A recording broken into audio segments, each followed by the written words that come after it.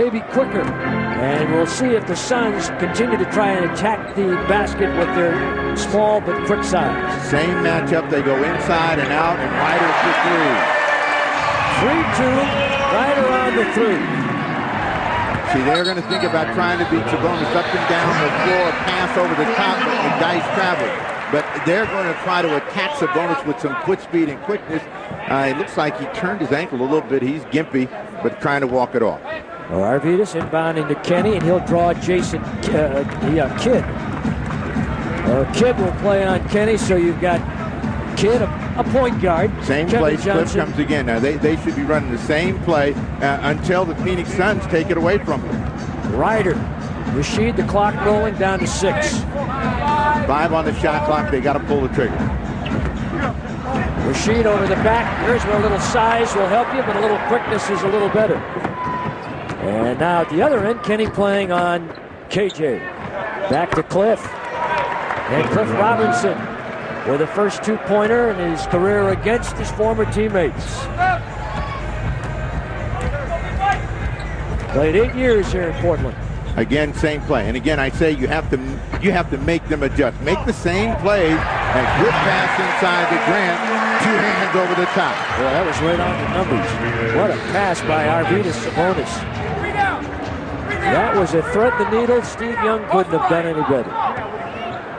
There's Rex Chapman. He's tough from there. Well, Rex Chapman is one of the best streak shooters in the NBA, and when he gets on a roll, he's going to bust shots from all over the floor, from all kinds of positions. You don't want to see him get warm. They've got 4 people out there that can shoot the 3. Rasheed, they draw the double. Leave Arvydas alone, and he bombs the 3. That's dangerous, Danny Ainge, and it's 8-6 Blazers. Well, the gamble is that the Trailblazers are not going to be able to shoot the 3 ball consistently well all night long. That's going to give them a chance to rebound and run. McDyess. And that time, Arvydas had to try and fight around the screen, and he couldn't get to McDyess in time. Not known to have great range, but not bad. He's got 4, and it's a tie game at 8-8. Same play. Cliff waits this time. Good read by Rasheed's first 2. Rasheed has an advantage of about, probably, let's see, close to 6 inches. Might as well say Mount Everest. Almost. Chapman off the little pin down, and he hits it.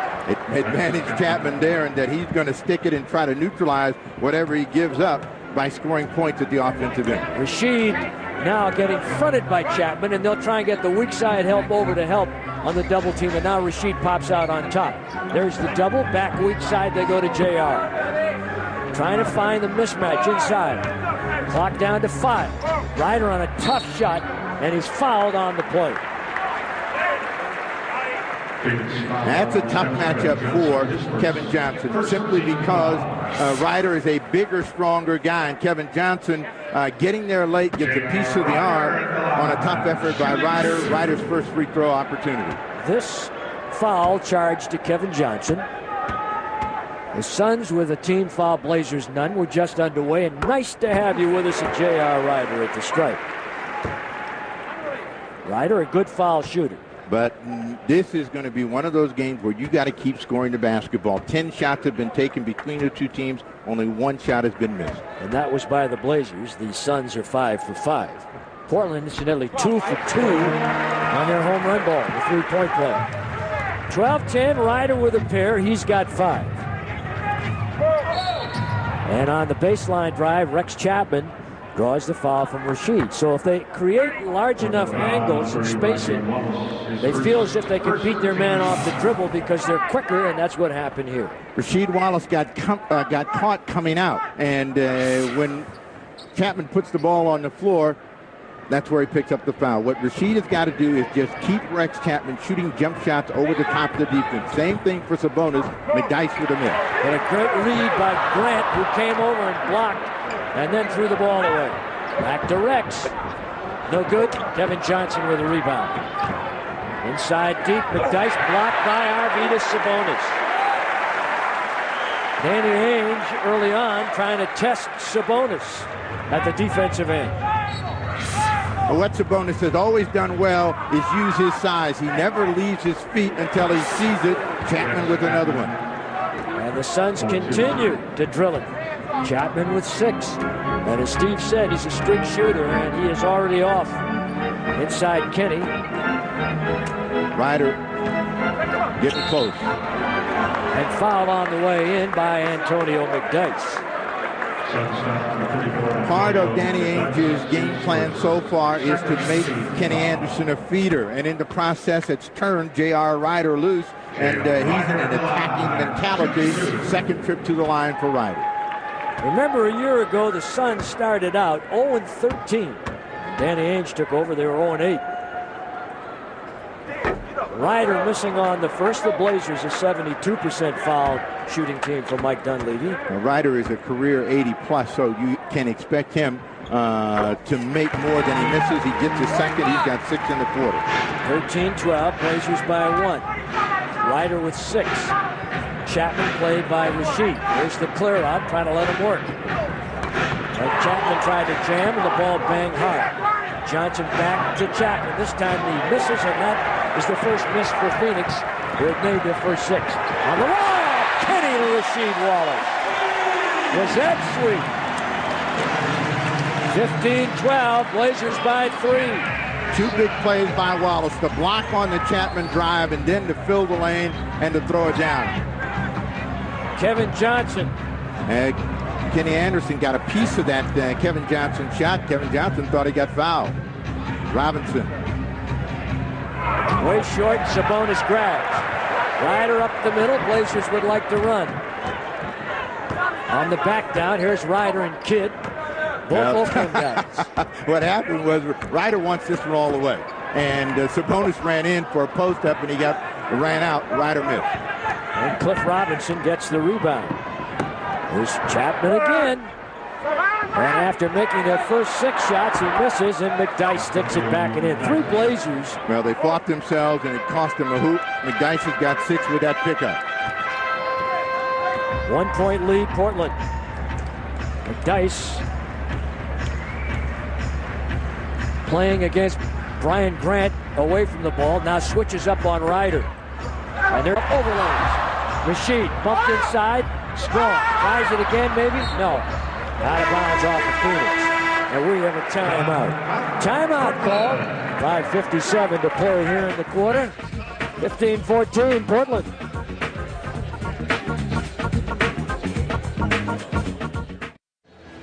We are back. Mike Dunleavy, of course, the man that has got the job of trying to figure out a way to stop Phoenix. The challenge to stay on top of this club is quite an assignment.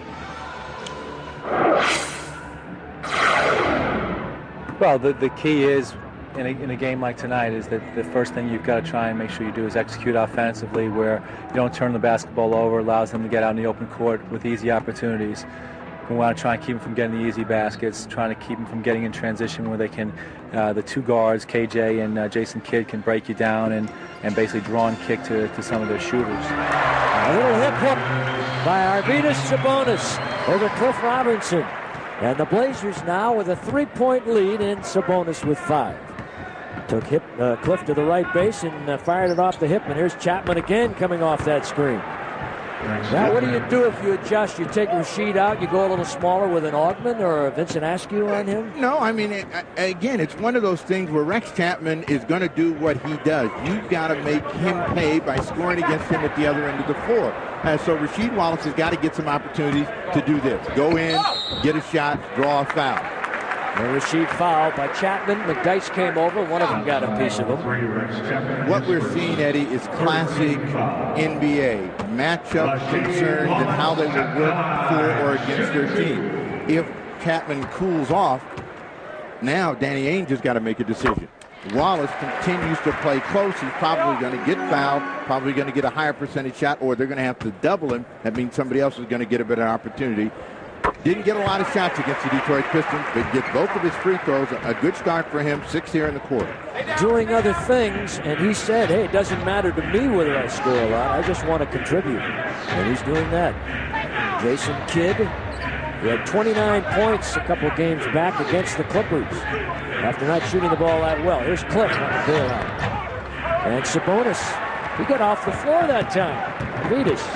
Kenny on the drive. Kenny's first effort, knocked away, picked up by Brian Grant. Clock still rolling inside. Bank hook.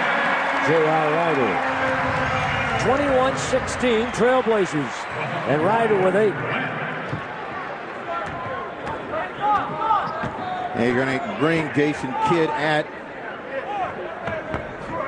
Rasheed Wallace. And again, Wallace did the right thing there. Make sure that that guy stays shooting the ball from the outside. His strength is dribbling and penetrating, not shooting over the tops of defense.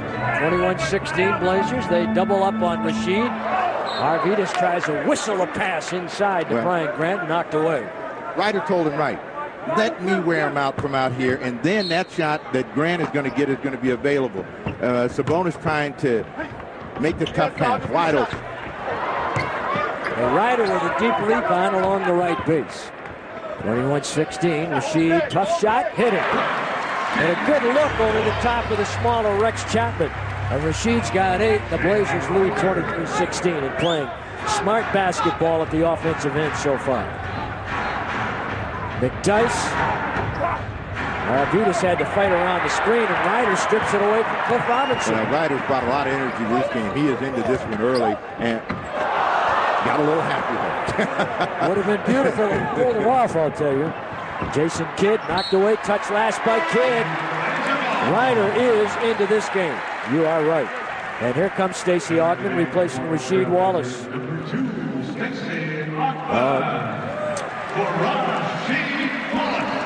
Augmon had quite a game against Detroit, his old team, and he pulls it out with 2 clutch free throws, a great defensive play on Grant Hill, and then a pull-up jumper with very little time left on the shot clock down the stretch.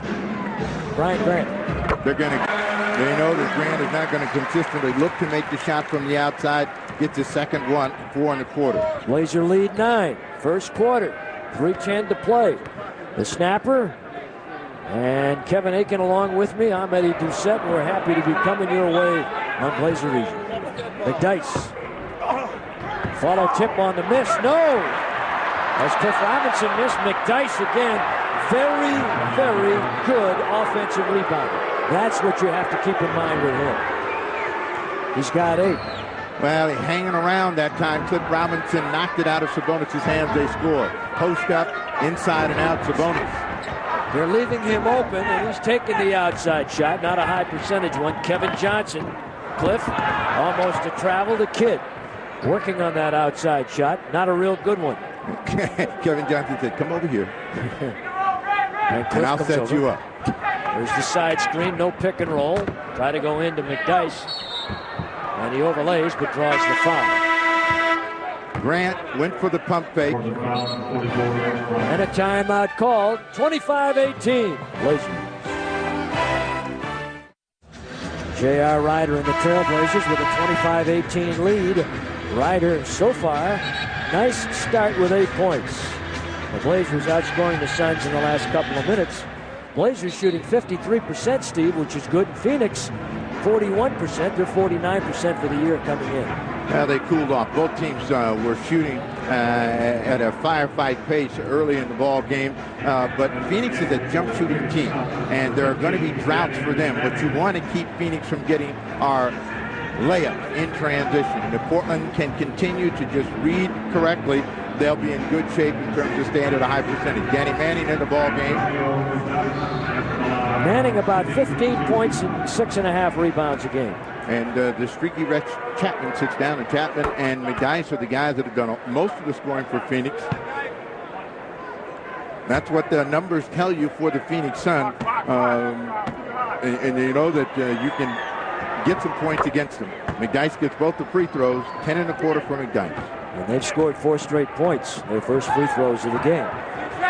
25-20 is our score, Blazers. Kenny Anderson, played by Jason Kidd. Arvidas wanted to go to Grant, swings to Kenny, open Rider deep. Cupped it, and Robinson knocked the ball out of bounds. So the Blazers will get it back, blow back the clock to 24 seconds, and 1:58 remaining here in the first quarter. Suns show a little bit of different defensive attitude with Stacey Augmon in the game. Augmon deep, nice move on Manning. A swing hook to the middle of the lane by Stacey Augmon. That was nice. 27-20, Trailblazers by 7. That defensive look is to see if Stacey Augmon can beat them by scoring the basketball. They're going to give him some chances to shoot it. Danny Manning. And on the miss, Augmon with a rebound. Jason Kidd's done very little here in this game. He leads them in rebounds, if you can believe it. Early. It's early. You know, he's the kind of player that can dominate any quarter and really then jumpstart his game. Grant trying to work his way inside. And banks it home. I was mentioning that Kidd leads the team for the season in rebounds, assists, three-point shooting, steals, and also turnovers. That'll happen when you handle it a lot, and there he is right there. And 7.5 rebounds a game for the guard, and leads the club. McDyess quick baseline on Sabonis, and a foul again. And that's the one thing you didn't want to see nailed against Sabonis. He's done a pretty good job of staying out of foul trouble here early in the first quarter. He's going to come out. Kelvin Cato in. Sabonis gave too much of the baseline away. I mean, McDyess is not that good off the dribble, but if you're going to give him a lane, one dribble with his ability to get in the air is going to get him to the free throw line. Well, McDyess with 2 free throws already, and misses on his first here with less than a minute to play in the. Antonio McDyess. Here's a fella, Steve, that wanted $100 million from Denver, but they balked based partly on some very interesting numbers of performances he made in the fourth quarters of some games last year. And I'll give you those in a little bit. He was not very productive when they really needed him. And the Nuggets said no to $100 million. Kenny Anderson. Well, that's his first deep shot of the evening. Missed it, but he comes into this ball game shooting 68%. Ryder draws a double team. Grant trying to get inside to Ryder, stolen by Manning. Kidd to beat Brian Grant. Slaloms through the crowd, now looks for somebody. Very skillful passer. That was supposed to be a pass, but it almost went in. Too skillful. And Ryder challenged by his homeboy. They're both from Oakland. Know each other from the neighborhood. 29-21. Kenny on top. Played on the switch by McDyess. Time running down.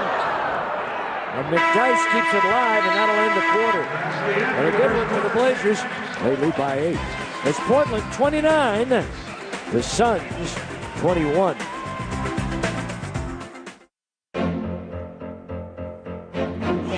Calls a play a triangle. That usually means something for Ewing. Adam Houston. Houston ducks under. Got it! With 8 tenths left. You get a look at the clock as the ball is going up. There's 2. The ball dancing around. Comes down. This time Allen Houston is legit. He is the hero on a tough day. He seals the deal with 8 tenths of a second left. Back at the Rose Garden, the second quarter, and Blazer tickets available, 224-4400. Call now. The Mavs are here. The greatly improved Dallas Mavs with Sean Bradley, the 7'6" stick man. Tickets available at the locations you're seeing and all Ticketmaster locations. First 10,000 will get a free Jermaine O'Neal full-color poster. It's a beauty. So those tickets are on sale right now. For Monday, the Mavs. And you can come to the Rose Quarter ticket office and get tickets as well. John Crotty will start the second quarter, relieving Kenny Anderson. The Phoenix guards did not score a point in the first quarter. Kevin Johnson out. Steve Nash is in. He is a guy that everyone's talking about as being a future star possibly in the league. Jason Kidd down deep to Danny Manning. Nice shot. Manning's always had that little running hook and displays it here early. The front line has carried them into scoring so far. Portland gets Rasheed Wallace back in. J.R. Ryder along with Augmon, Crotty, and Kelvin Cato. Cato's seeing a lot of time for a rookie. Lost the handle and double him up and then knock the ball out of bounds. No. That should go to Portland, I believe. Maybe he had a bad angle on it. Mike's not complaining, so he's satisfied with the call. Jason Kidd down to Manning again, posting on Augmon. Manning is 6'11", Augmon 6'8 plus. And out of bounds, and this time it will come back to the Portland Trailblazers. Bryant snuck in at the break, so their front line features Mark Bryant, and he'll probably be in the middle, sandwiched by McDyess and Danny Manning. Bryant 6'9", Manning bigger, and McDyess 6'9". Pointing over here to J.R. Ryder against Jason Kidd. Going to get an illegal defense. Roddy trying to get over here, as you had indicated, Steve, to get the ball to Ryder, posting in on Kidd. So the Blazers get it back, 24 on the clock, and a 6-point lead. Still scores. One very interesting, and I'm sure fans here will be watching the Lakers playing the Rockets down there early in the ball game. Lakers had them down by as many as 17, a minute to go. Rockets by 3. It was soft, had a chance to go, but Augman's shot did not foul, and he draws the foul from Danny Manning. Danny Manning on the foul. Take a look at some of the efforts of Rasheed Wallace in this basketball game, and it's very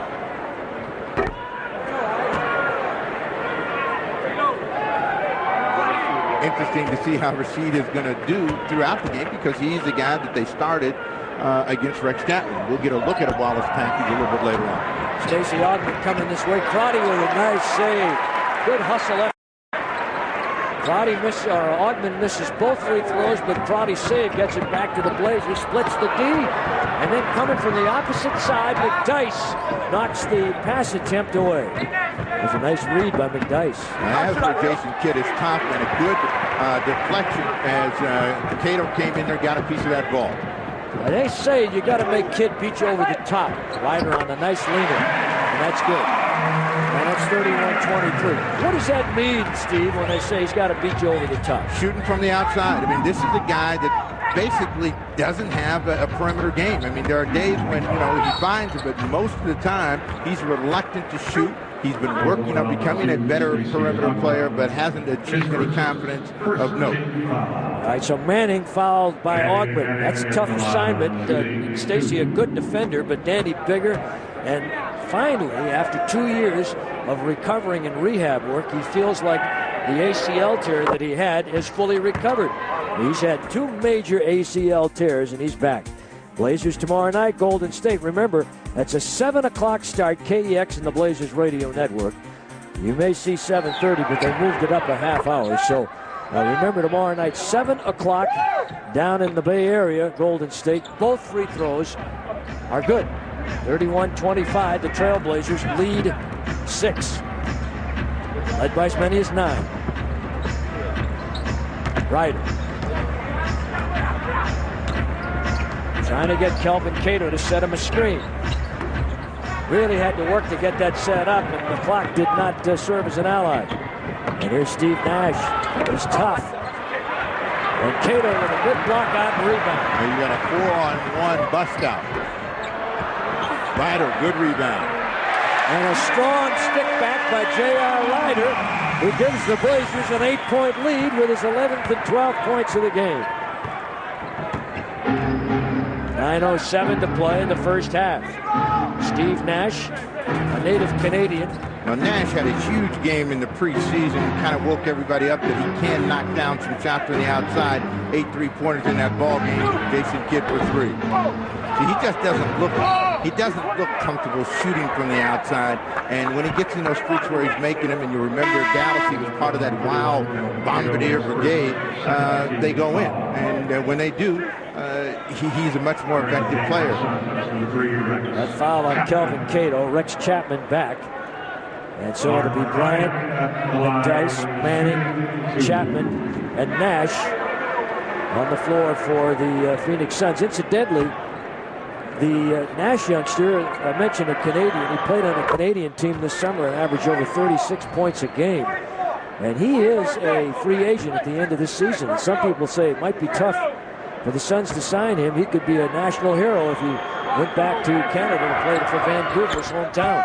Bryant makes both free throws. Mark Bryant, former Blazer and a good guy, 33-27. Blazer leads 6. Crotty Stacey Augmon look to the cutting J.R. Rider and doesn't deliver. Rush screen, give off by Augmon to Crotty. A couple of guys got to carry the Trailblazers in scoring. Nice. What a nice pass inside by Crotty to Cato, who rolled off his man. Got the inside, jammed it home, and it's 35-27. Terrific look. McDyess uses one option. Comes back inside, scoops it up and in. He's tough, so he gets his 13th point of the night. Oh, he's very good down in the low post. He's got a nice bank shot off the glass, and when he can turn in, long arms, good leaping ability, he's going to get to the rim. Cato from Crotty. Carries it up and in. Nope. With the left hand, and Bryant with block-out rebound position in the ball. And the Suns lose the pelota. The Sid team that averages about 14.5 turnovers a game, and Danny doesn't like that. Well, that was one of those unforced types. But Chapman was looking one way, and Danny Manning breaking the other. But the two guys that had carried the Trailblazers at the offensive end are trying to cross screen for each other, and that's Wallace and Ryder. Ryder with that jab step didn't go to the base. Played by Chapman next to the screen. 5 on the shot clock. Tough play. Pick and slip. And Cato trying to follow his own missed shot. There's a learning experience. He couldn't crawl over the rock. What happened here? Cato didn't like the non-call, and then he didn't like the call.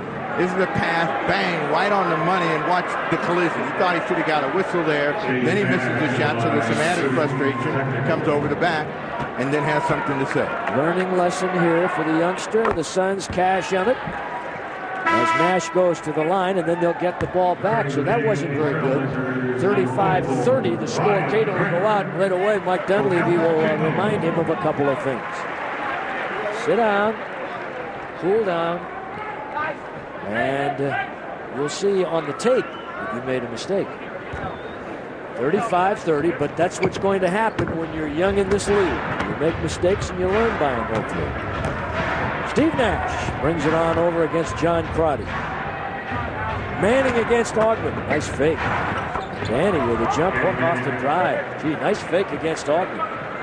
And the Suns now back to within 3.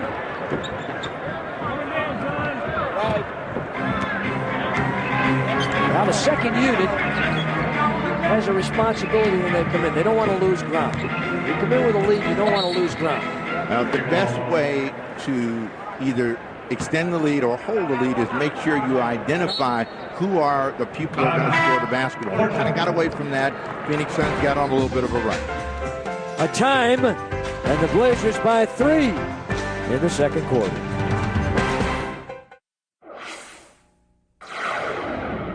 I want to say hi to everyone at Harvey Scott School in Portland. Nice smile, but J.R. Ryder and AT&T Wireless will tell you that so far the bench of Phoenix has had the better of it against the Trailblazers. Now Danny Manning is leading the bench brigade, and Manning has that little jump hook of his working. Sabonis re-enters the game, so Portland's front line is intact along with Kenny Anderson. Ryder gets his first breather of the evening. All right, so you got Rasheed, Brian Grant, Arvydas, Kenny, and Stacey Augmon. Trying to drop the ball inside to Sabonis, and the Suns sit in his lap. And back along the base to an open Brian Grant. Got to hit those. And McDyess on the rebound as Sabonis goes down hard. They have a one-man advantage right now. Sabonis gets back into the picture against Bryant. Or McDyess very active here in this game so far. He's got 15 points, and it's a 1-point lead. The Blazers led by as many as 9. Again, when you play Phoenix, you've got to continue to score the ball. And your shot selection and who shoots the ball is very important. They like teams to shoot quickly, and they like them to shoot jump shots. McDyess bangs Grant in the head. And so he gets the foul. That's on Antonio McDyess, his second. Haven't seen Kevin Johnson in a while, Steve. Now they'll let Steve Nash play for a while. I mean, Kevin Johnson is a guy that you'd like to see sitting on the bench. He's a kind of player that had huge periods against the Trailblazers, been scoreless, and then bust out for 18 or 20 in the quarter.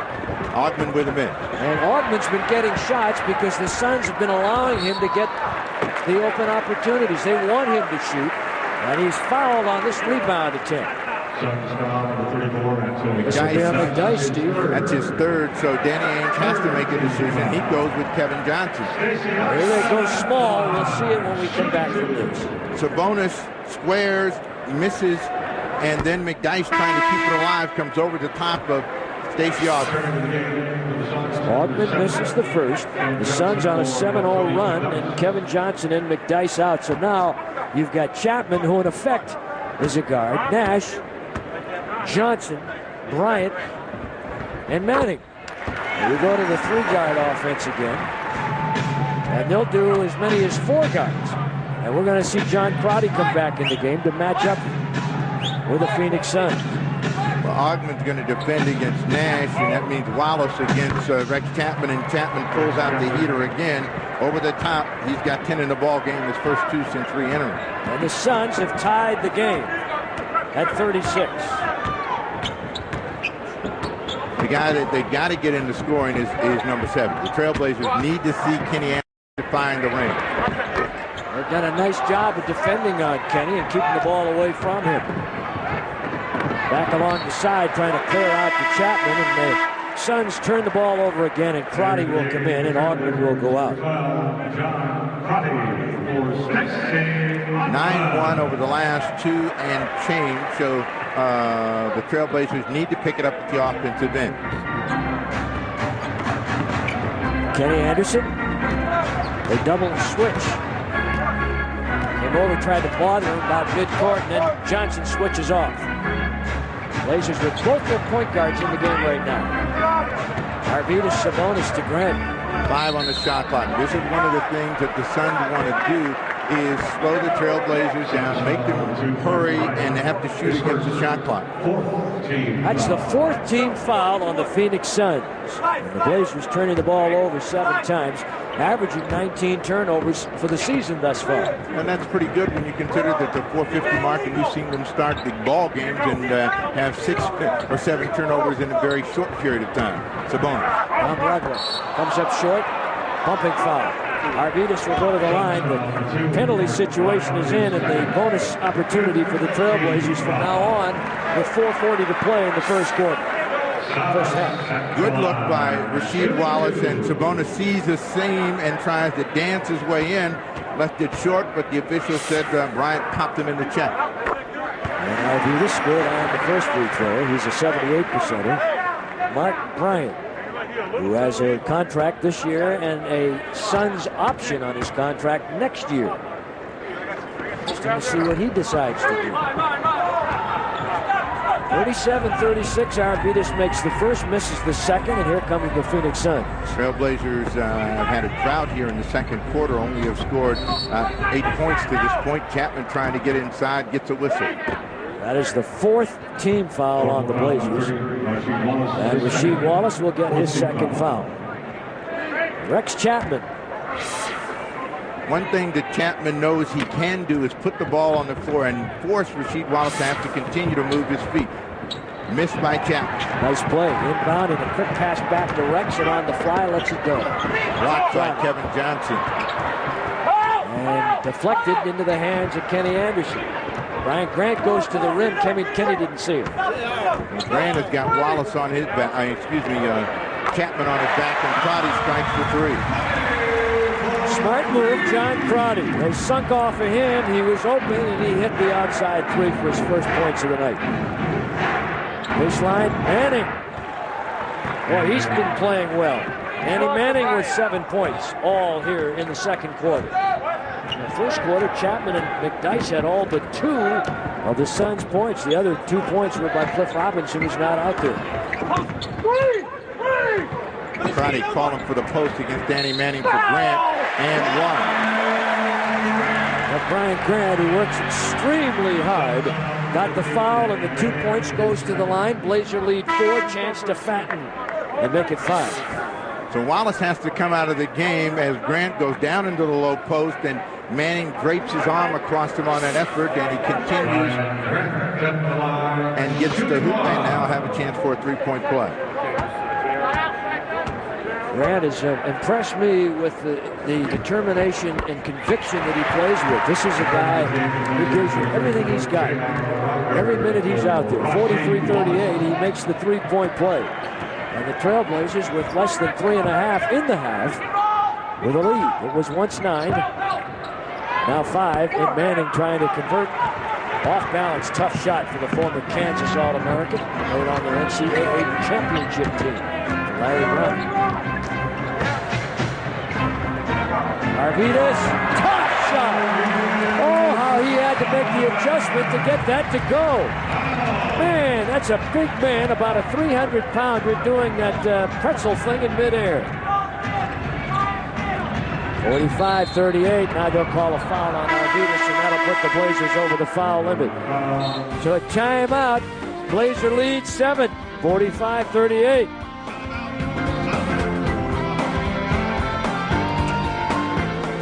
The good guy from Lithuania in his 3rd year with the Portland Trailblazers and feeling good. Sabonis does a nice thing. He stays away from Kenny Anderson until Anderson has no other laps it off to him, and it's a score. What Sabonis does very well is control his upper body so that he's almost in always a good controlled shooting motion. Arvidas with 8. Blazers doing a number on the boards, and this has been a strength of the Trailblazers. They had a little problem with it in the exhibition, but they've done a good job here in the regular season. 45-38. Trailblazers with a lead, and Mike Dunleavy will head back to the boys and pass on a little of that wisdom. Now they had a little bit of a drought thanks to a hoop by Sabonis, a three-point play from Grant, a three-pointer from Crotty. Their scoring picks up. They get control of the scoreboard again. And Danny Ainge has to think here how to close the second quarter of play with 2:52 remaining. Interesting team, this Phoenix club. Made a lot of changes and will make a lot more next year. They only have 3 fellas under contract beyond this year. Everyone else on one-year deals, and the cap probably will go up, and they'll have a lot of money to shell out for free agents in a good year next year. Here's a good one for you. A road trip with the Blazers heading out playing the Charlotte Hornets on Wednesday, 6:30 will be our TV time on the Northwest News Channel 8 and the Blazers TV network. And part 1 of a 2-part series, an interview with Paul Allen, the boss man on the right side of your screen, with my buddy, the snapper Steve Jones, will take place in the Charlotte game. And then the next night, the Blazers will be in Detroit. And part 2 will take place at halftime in that game. Steve and Paul Allen. And the game time, by the way, on that particular occasion will be 5:30. So 6:30 Charlotte, 5:30 Detroit. Scores of other games. Atlanta have yet to lose. Houston. Wow, look at Chicago. So some scores, and we'll try and pass along some other numbers later as Kevin Johnson back in, going to the line. Steve, this guy had 16 for 16 in a game against Utah a few games back. Well, he's a career 80-plus and has always had the ability to get to the line. When he gets into a good groove, he's going to burn you, and that's certainly well within his capability. He gets both of those, his first 2 points of the night. Good move there by Kenny for you young point guards. You see how low he comes up the floor to try and keep that defender off? Wallace, nice attempt. Brian Grant with a strong rebound. Rashid with a jam! And with some authority to go with it. 47-40. Look at Kevin Johnson, much more upright than Kenny when he brings the ball up. And a follow by Bryant. And Brian Grant and Mark Bryant. That gets to be a little tough to say. We'll have a little jump ball situation, I believe. Good effort by both players to get to the ball, trying to control it. Grant had the inside position, and Bryant would not let go, so they'll jump it at the Suns' end. Mark Bryant, a veteran. The tap goes to Brian Grant. John Crowdy out to Kenny. Ryder on the left wing. Doesn't need it. Did not need him, and the Blazers now by 9. Kenny Anderson with a pair. His first 2 points of the ball game. And a whistle and a foul will be called on the play. Number 12, John Crotty will get this one. Both teams over the limit. We have 2 minutes to play here in the first half. Get a look at a play from moments ago. Wallace with the miss. Grant's going to come in and make a terrific save. No chance to get it back up, but sees a cutting Wallace with the throwdown. Kevin Johnson, who retired at the end of last season and unretired when they laid a little of that long green stuff in front of him. Kevin's been around a long time. He was originally drafted by the Cleveland Cavaliers and played 1 year there. And, of course, over here since then. And, you know, he's playing probably a little smarter now. But, Steve, he's always been a guy that built his game on quickness and smarts. Well, he's a very explosive scorer. Kenny Anderson, explosive in a different kind of way. And Kevin Johnson, in his years in the backcourt, has been the most difficult guy to stop off the dribble for opponents when he is healthy. What has hurt Kevin has been his injuries. Kenny Anderson with a nice little crossover to get into the middle. Didn't finish, but has a chance for his first pair of free throws. And Steve Nash gets the foul, and I like what Kenny's doing. With Nash in on him, he's really trying to exploit that matchup.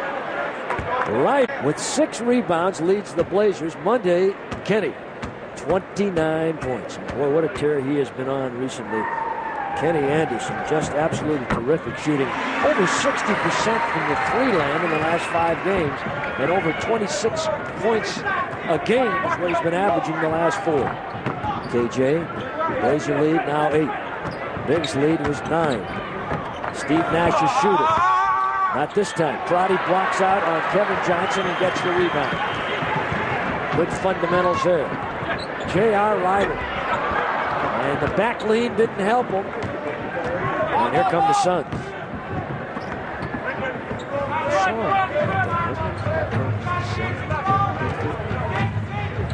Rex Chapman. Mark Bryant, good offensive rebound. Double pump fake and lay it in. 50-44. Blazers by 6. Bryant with 4. Had his best scoring year last year. Did Mark 9.3 points. Clear side for Kenny Anderson. Couldn't get to the rim. Grant leaves that one short and it bounces over the top. Brian Grant with 9 points. And the Blazers with a 6-point lead as we head under a minute to halftime. Mark Dunleavy. See, you can't put your hand on that man that you're defending. Is Cliff Robinson back? Jermaine fouling Cliff, who'll go to the foul line. Let's see if Cliff, who has had problems at times with his free throw shooting, is pure tonight. Cliff surprisingly did not get the usual ovation that returning ex-Blazers get. Thought he might get a little bit more. He's 73% coming in. 50-45. Blazers by 5. By 4. 43.4 remaining here in the first half, and Clifford with 4. Bryant, Robinson, and Chapman up front. Danny Ainge wants him to squeeze Kenny Anderson. If anybody's going to shoot it, he doesn't want Anderson. O'Neal comes quickly. Ryder bumped out of position inside. Here comes Chapman. And it's a 2-point game. 12 points for Rex Chapman. There's that transition defense. If you surprise your team and shoot the ball quickly, you don't make it. The Suns will run out on you. The results are a layup for Rex Chapman. Crowdy on top. Crowdy backs down. Looks back to the side. There's Ryder. Nice step around move. And he stepped over the sideline. Stepped out of bounds. So the Suns with 3.4 seconds with a chance to tie with a home run, go ahead by 1. And Augman's going to come in for defensive purposes right here. Well, they go small. Jason Kidd jumps in the game. 3.4 seconds to go. Grant will come out.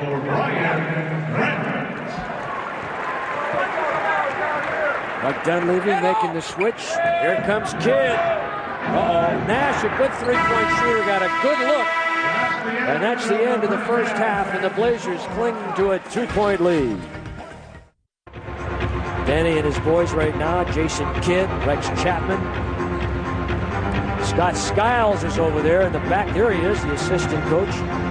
Michigan State player, played at Indiana, played as a coach and a player over in Europe last year, and they just brought him on as an assistant coach here this year. You talk about a tough kid. A guy that always went home with a scratch in the head, came back to practice with a scab the next day. That was Scott Skiles. Tough customer.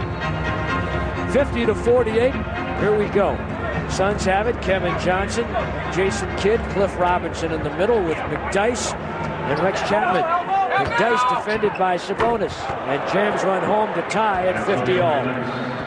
One thing Sabonis can't do is gamble out high. With a guy like McDyess who only needs one dribble, he's at the basket and a throwdown. Last time tied at 36. Off the same way, Sabonis trying to make that pass into Grant, can't complete it. Nice save by McDyess. Wow, he almost hurt himself doing it. Went down hard. We're tied at 50. Chapman off the screen by Cliff. Boy, they run that screen beautifully, and Chapman pops out from all angles, and normally on the money, as he was early when they made their first 6 field goal attempts. Well, one of the things that's killed Rex Chapman is finding a coach that believed in him. Chapman is an offensive player, and he's the kind of guy that strikes hot and cold, and his shot selection doesn't always seem to be the best, but when he gets it going, he can really hurt a team. Robinson, for his first of this third quarter, and his second field goal of the game. And playing with no headband so far early this season.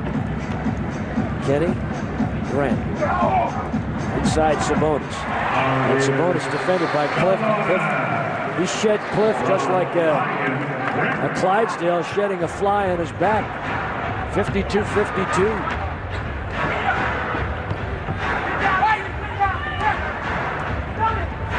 .20 in the third. We're just underway. Chapman shooting. Not there.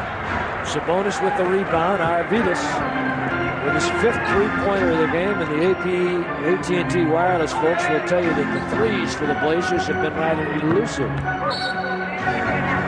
Now McDyess will pick up the 4. Haynes not happy about that, but Ryder posed, looked at a 3. McDyess ran at him, and as he went by, reached out and got a piece of him. Danny Ainge, hands in his pocket, but he's got to make a decision.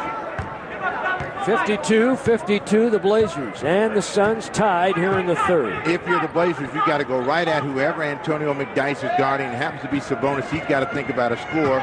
Wallace. Late call on a travel, I believe. Yep, Bernie Fryer. Bernie turns around and says, Danny, let me blow the whistle. Danny Ainge was trying to help him out. 52-52. You see that called in the NBA quite often. 10 turnovers for the Trailblazers.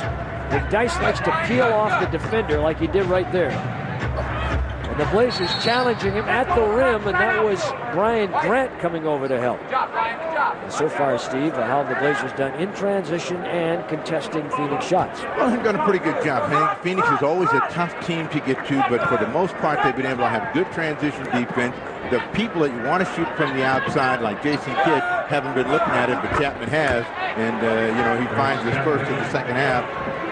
Got to get over those screens to get to Chapman, who does an excellent job of getting to the spot off the screen. Sabonis against Cliff Robinson. But I think Sabonis has to look to score the ball in the second hoop. He's got 12 in the game. It's tied at 54.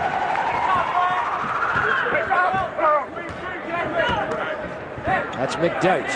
Hey, watch the hole. Fourth quarter production last year with Denver, not good at all. Averaged 8 minutes, 3 points, 3 field goals attempted, and only 1 rebound. Now, the game has slowed down a little bit, Eddie. But if you're looking at the Denver Nuggets, as bad as they were a year ago, even if had to have Superman type of numbers in the fourth quarter for them to be productive, I'm not sure that that's a good way to measure his value to the team.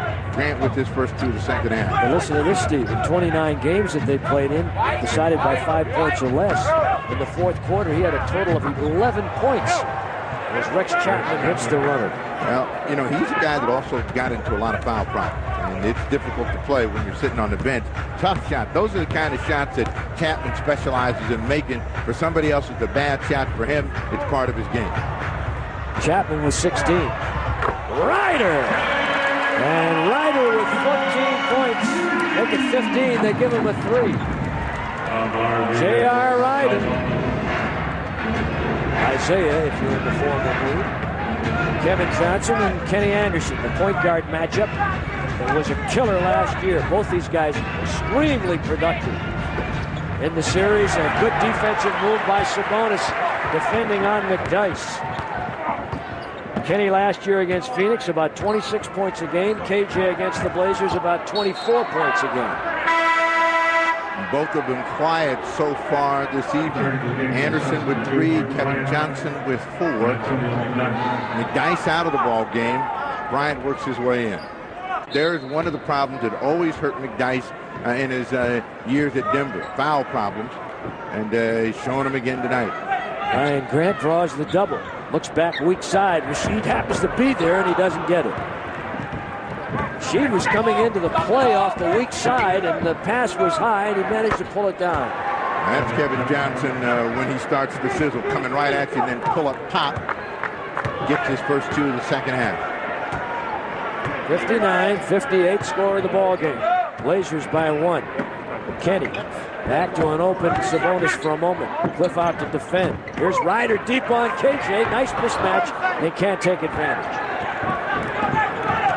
Johnson trying to push. Looks the kid out ahead. He couldn't get the ball under control. Probably double on that one. Got away with it. Jason Kidd gets his first 3.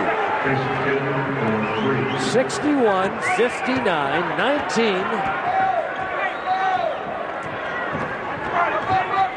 That was Jason Kidd's first 2 points, or first 3 points of the game. 61-61. Blazers back in it now in a tie ball game. See what I mean when I say against Phoenix, you have to score the ball. You know, even though you talk about defense, you've got to be able to keep getting the ball in, because if you're ahead of them, they're going to come back on you. Anderson reaches in. And a foul from behind Kenny Anderson, and a timeout will be called. Technical foul called on Kenny Anderson. Technical foul on Kenny called by Bernie Fryer. We're all tied.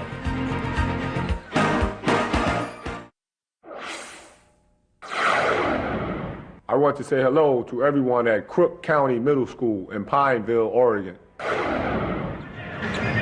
might like it up there, Kenny. Pineville. Or down there. Where is Pineville? You know, Steve? East of it. East. All right, this is Kevin Johnson shooting the technical that was assessed to Kenny Anderson. Anderson and Bryant get hooked up, and then they're holding hands. And then he had a choice word to say to Bernie Fryer. One-time Portland Trailblazer Bernie Fryer for a very short time, a warm cup of coffee. Mark Bryant. Obviously it was cold.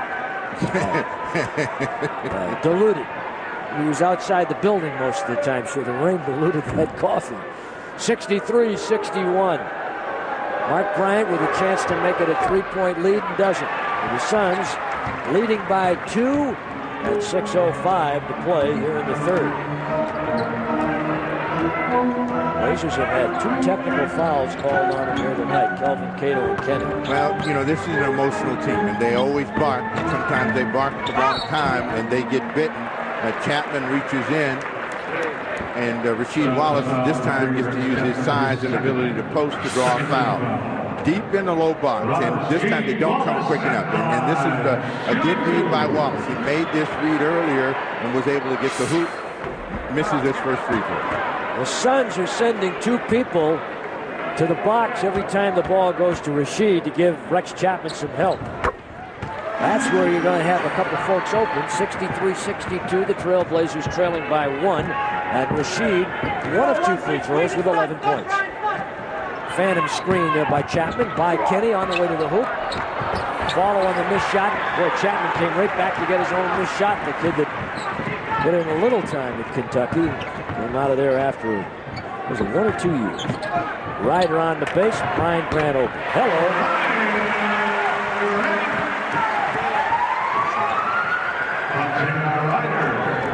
Two years at Kentucky. 2 years at Kentucky. 64-63, Ryder to Grant. Knocked away, Cliff Robinson, and here's the outlet. Kenny Inside Rasheed, knocked away by Jason Kidd, who at 6'4" was posting up inside and did a good job to recover. The official, Tim Donahue. And now Johnson with an almost steal off the inbound. One of the things that NBA players have gotten better at doing over the years is playing defense with their hands. They make a lot of saves that way. Great reaction time. Sabonis, Grant, Kenny, Rasheed, and Ryder on the floor for the Trailblazers. Rasheed, open Brian Grant. Oh, point blank, misses and follows it up with his own shot. Brian Grant now with 15 points, working hard again tonight. The one thing that Grant gets a little impatient when he gets inside. He gets a little quick with his release, and that's why he misses. The best thing about him is he'll chase a miss, and most of the time get it back. And Grant averaging 12 points and 11 rebounds coming into the game tonight. That's a tough pass right there. I mean, a look away, but Cliff really got no chance to get any kind of lift and elevation with the man between him and the hoop. Danny Ainge not happy about the turnover. It's only their 8th. The Blazers lead by 3. And we are in the 3rd with 4:20 remaining in it. Suns off a win against the Milwaukee Bucks a couple nights ago. Blazers last game against Detroit earlier in the week. Wrap around, Ryder trying to go to Arvydas. Busted play. Rasheed. Tipped by Arvydas. Sabonis. Got an offensive goal in the front. No, it's going to be against Mark Bryant of the Phoenix Suns on the blockout inside. That's his 3rd. And the Phoenix Suns pick up another team foul. That's their 3rd of the quarter. On a busted play, Wallace had a good look, measured it. That's what caused the miss. Then Sabonis is there for a tip. Can't get it done. Ryder posting up, draws a double team. Kenny swings to an open Rasheed Wallace. Hit the top of the backboard. They'll give it to the Suns. Right up on top of the backboard. Steve Nash will come in for the Phoenix club. They've done a nice job putting together this team, considering where they started last year. And Cotton Fitzsimmons was the coach, and then Danny came on to play small ball, little guys. Kevin Johnson, one of them. Kidd, and Rex Chapman, and Mark Ryan, and Cliff Robinson at 6'10", their biggest player on the floor. Now there is Kevin Johnson and Kevin Johnson's bet. They put him in the middle of the floor and make the defender make a decision. The only way you can defend him at that point is to go to him. Chapman out of the ball game, Nash in. Anderson picks up the personal foul. That is Portland's 2nd team. Kenny's ankle okay? Ankle is fine. Flew around there checking Kevin Johnson. He couldn't get out of whack, though. Nash tries to drop Cliff Robinson and finds the open Kevin Johnson. Has a nice pass by Cliff Robinson to Johnson, and it's a 1-point Blazers lead. And 9 points for KJ. Johnson. Jason Kidd is guarding Rasheed Wallace. And you want to make clean entry passes, because if you don't, the big guys have trouble handling it. Then they're trouble getting to the open spot. 5 on the shot clock for Grant. Tough shot off balance. And Sabonis got away with a foul that time on the block, trying to set the screen. 17 points for Brian Grant. He's got 8 in the quarter. 68-65 Blazers. Johnson on the drop to Cliff. Again, Sabonis blocking and Grant flying in from the left side for the rebound. And we're under 3 to play and 8 rebounds for Brian Grant. Now, you know what Sabonis should do every now and then is sneak down the lane right behind Cliff Robinson. He would get a layup. He's staying out on the 3-point line for spacing. Sabonis is going to pick up a foul. And Nash was leaning and then looking to pass, and he gets the foul out of Arvydas Sabonis, his 3rd of the game.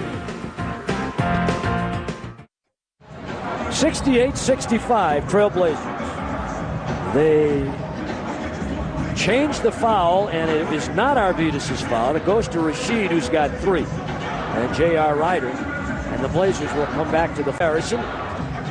Kidd only 3 points. Ryder with 15. That's the off-guard matchup. And then the points, Kenny and Kevin Johnson right here have had a pretty good match, too.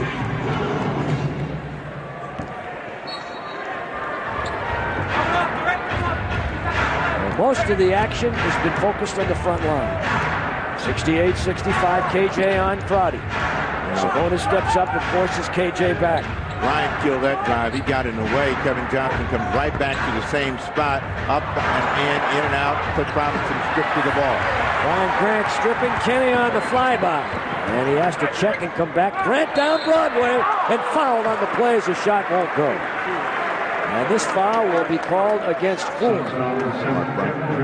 They give it to Kevin Johnson. His second. Quick exchange as Cliff Robinson was stripped to the ball. The Trailblazers get Grant in transition, and Kevin Johnson gets tagged with the foul. Good, productive evening for Brian Grant, headed for a double-double. And now Brian Grant with 18 points. Danny Manning and Antonio McDyess will be coming back in the game for the Phoenix Suns. McDyess played at Alabama, Manning at Kansas. Cliff Robinson and Mark Bryant, a couple of ex-Blazers, will go to the Phoenix bench. Grant makes them both. Good-looking free throws by Brian Grant. You hear the PA announcer in the background. A couple minutes remaining in the third. Danny Ainge like a creative chef. Starts with his staples and then a pinch of this and a dab of that. Got 2 guards, 3 guards, 4-guard offense, 4 big guys, 1 guard. He'll do a little of everything. Ryder swings it clear to an open Kenny for a moment. Phoenix rotating nicely. Ryder from Sabonis. He wanted that shot, but really wasn't ready to let it go. Got away too quickly, and the Suns rebound and run. Blazer lead 5. Have a man Nash open opposite side, and a checking foul here against the Blazers. Little pump fake against Sabonis, gets him leaning forward, and just a nudge is enough for the officials to blow the whistle. The third now against Sabonis. You'll see Manning show the ball right there. Sabonis knows he's beat. Cato in the ball game. Sabonis being saved for the fourth, which is about to show up in a minute and 19 seconds. Both teams now at 14 fouls, Steve. The next foul by either team puts the other team in the penalty. McDyess against Cato has had a chance to think about that technical he got in the first half. Manning with good inside position tips it in. So Manning still a very productive play off the bench for Ainge. He's got 10 total. 70-67. John Crotty on Kevin Johnson. Looks to JR, goes to Kenny. Blazers in a 3-guard offense. And Kelvin Cato overlays, but Brian Grant happens to be there. Well, Brian Grant's had quite a quarter here. 10 in the quarter, and 12 in the quarter, and 21 in the game. Add another rebound total. Danny Manning travels. 72-67. Portland Trailblazers with less than 42 seconds remaining here in the third quarter, and Phoenix with their 10th turnover of the game. Tomorrow night, the Blazers are down in Oakland against Golden State, radio only. Blazers Radio Network. Back home on Monday against Dallas with tickets available. Score and shot clock running for you down at the bottom of your screen. And the Trailblazers with 8 on the shot clock. Kenny Anderson pulls the trigger. 3 ball has yet to go in for him. Ryan Grant came down awkwardly, but he's all right. And Kidd and the Suns get back. So far, the Blazers' transition defense has been very good. One of the keys coming into the game. Manning drives Broadway. A foul on the play, and the Blazers now over the foul limit. This one probably will go on Brian Grant, his second. Danny Manning sees the lane open, and Grant can't get there in time to close it. The collision goes against Grant. Manning will go to the line. 5.8 seconds remaining here in the third. Danny Manning. The Suns on the way up again. You can see where they were at the zenith in the last 5 years was 92-93 with 62 wins. Best record in the league that year. They went to the championship, put on a heck of a show, but Manning missed. McDyess and tipped at the buzzer by Danny Manning, and the blockout wasn't there, and Manning pulls the Suns to within 2. That's where they were at halftime. It's 72-70 after 3. Here at the Garden. It's Blazer vision from the Garden. Eddie Doucette and the snapper Steve Jones, and the Blazers and the Phoenix Suns. And a very entertaining game so far. And the third quarter was a stalemate, 22 each, and the Blazers by 2. Field goal shooting percentages. Blazers 50 and 50 in the first and third. They slacked off in the second, and are 46% for the game.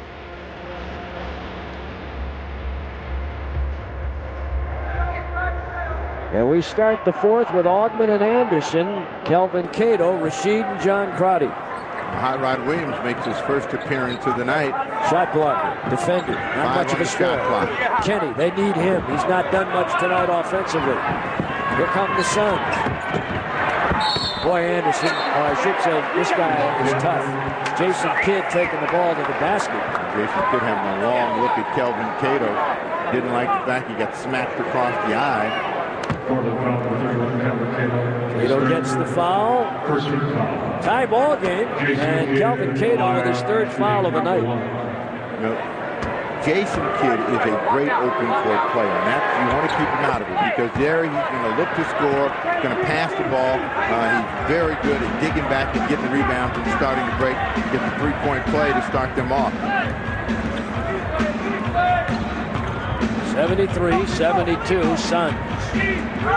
Rasheed trying to get the shot off, and he is fouled by Steve Nash.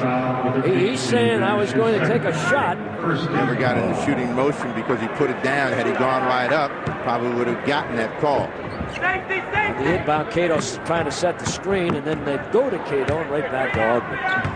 Right now, the Blazers don't have a lot of offense out there. Well, they've got two players, Wallace and Anderson. Both of them got to start to strike them, have to get hot and make some things happen. And McDyess can't handle that rebound. Anderson looking for his first three.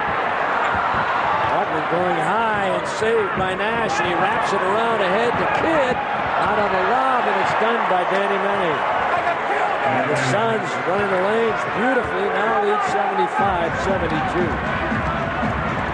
There's an example of shot selection. Even though Kenny has been shooting the three-point shot very well, he's not making it tonight, so he's got other parts of his game he needs to go to.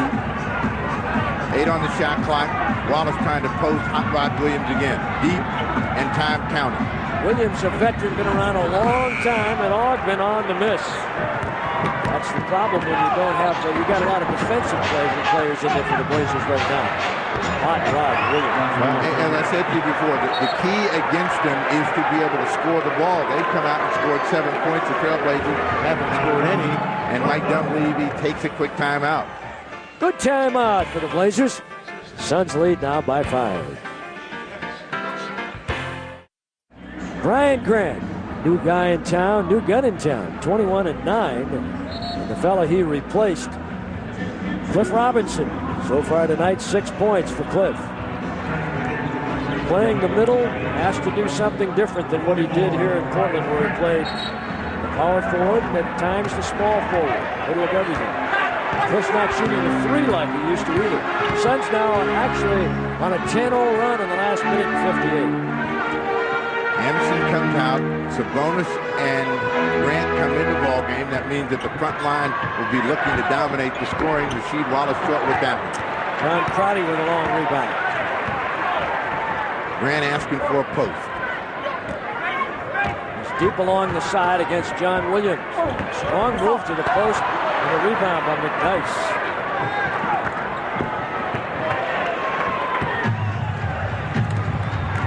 Steve Nash played at Santa Clara. Kidded. Played at Cal. Lost the ball, reloads. That's John Williams. He shouldn't hurt you. That's a shot. Baseline jump shot, straightaway jump shot. He's made his first 2, 4 in the ball game and in the quarter. 7-point lead by the Suns. Plenty of time. The thing is not to get impatient offensively. McDyess guarding Sabonis, they got to come to him, and somebody has got to go to the basket down the lane when that double team comes. And again, Rasheed comes up dry. Crowd getting a little edgy. 79-72, Phoenix on the cross. There's Danny Manning, 2 more. Now this is a 14-0 run by the Suns.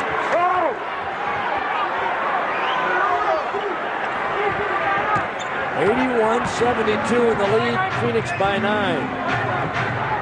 Augment challenged by Steve Nash. Now, they're trying to get the ball down low, but they're not making good, crisp entry passes right now. The crowd a little edgy, wanted to call that time, but Wallace never came to meet the basketball. 10 seconds on the shot clock. Danny Manning playing as well as I've seen him play in the last 4 or 5 years.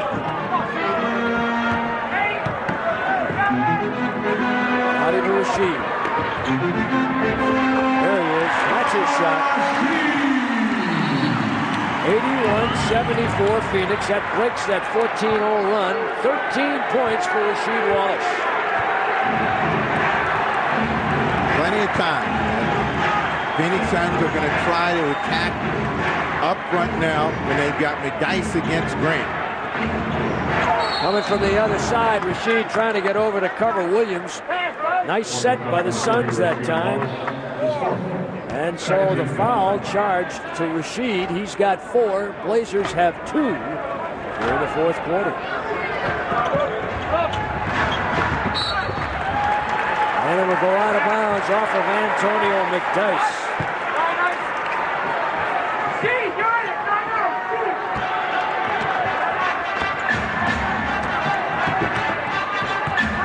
John Crotty against Steve Nash. Trying to post Wallace against Danny Manning. Again, the real secret here is to have Sabonis take a dive every now and then down the lane. Augment working against the shot clock at 7. I'd love to see Augment take the shot. He obliges. They're sinking off of Augment and going to other people and try and force Augment to take the shot. Good hands by Brian Grant that time. Well, right now the Trailblazers don't really have the kind of perimeter relief for the inside guys, and Phoenix is just sagging in, inviting them to shoot. Kid trying to slow it down. Came over in a trade last year for Dallas. And Augment over the back of McDyess is called for the foul. Their 3rd against the Trailblazers and the 2nd on Stacey Augment. Augment is always going to get a very difficult defensive assignment because that's the strength of his game. Look at the jab step and the takeaway, and that's Steve Nash on John Crotty. First field goal of the evening for Nash. Big fourth quarter surge here by the Phoenix Suns. Kenny Anderson will be coming in momentarily for the Blazers. 83-74, 9-point lead by Phoenix. Wallace again forced to take the long outside shot. The Blazers really playing into the Suns' hands right now. They're inviting the people that they think are going to have the least amount of success to hurt them deep out on the floor, and so far they've obliged, and they've been able to get their guys going offensively. Now, again, the key to beating them is to be able to score the ball. They get hot rod wings with the miss, Sabonis out in front. A one-man advantage, and Sabonis is fouled going to the iron. And while that was happening, Steve, I noted the Blazers bench, J.R. Rider, apparently was in the dressing room and just came back. Don't know what the reason is. Sabonis out in front, and Nash crossed over in front and then got behind, had to reach in to try to make a save. Nifty little crossover step by Sabonis to stay in front of the defense. Cliff Robinson will be coming back in a moment. Arvidas makes it 83-75. Phoenix with 6:20 remaining, and Ryder will check into the game. No idea why he left the floor and went into the training room. John Crotty out, JR replacing. So Kenny and Ryder, Grant and Sabonis, and Rasheed, the starting 5 out there for the Blazers, and Arvidas with 14 points. 7-point ball game. What you want to do with the Phoenix Suns is make them become a perimeter shooting team with a hand in their face. They're good at knocking down open shots, make them shoot under some heat. Jason Kidd on Kenny, Steve Nash. Kidd away from the ball, and Nash hits a 3. That really hurt. 5 for Nash, second field goal, line drive, that one in. Their biggest lead of the ball game.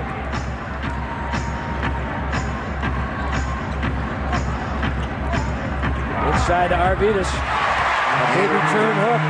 Anderson jammed his foot a little bit and hobbling. Let's see if the Suns try and go at him.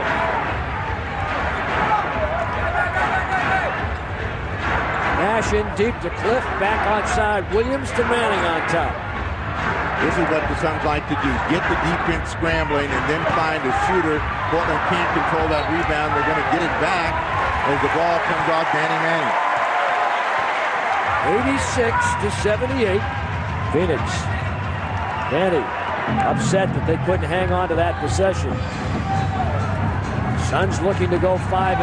Blazers looking to go 6-1. We're getting down now to the 5-minute mark. Trying to go back to Sabonis to keep him in the ball game down the stretch. That one goes in. Off balance, off the wrong foot, and he hit it for his 18th. And he's got 6 in the quarter. 86-80. Phoenix.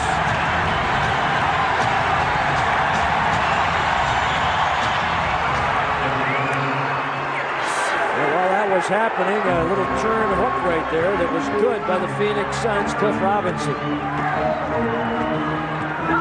88-80 is the score. The Suns. Arvidas off balance and foul on the play. Cliff Robinson coming over there to try and play on him. And that's a foul against Clifford.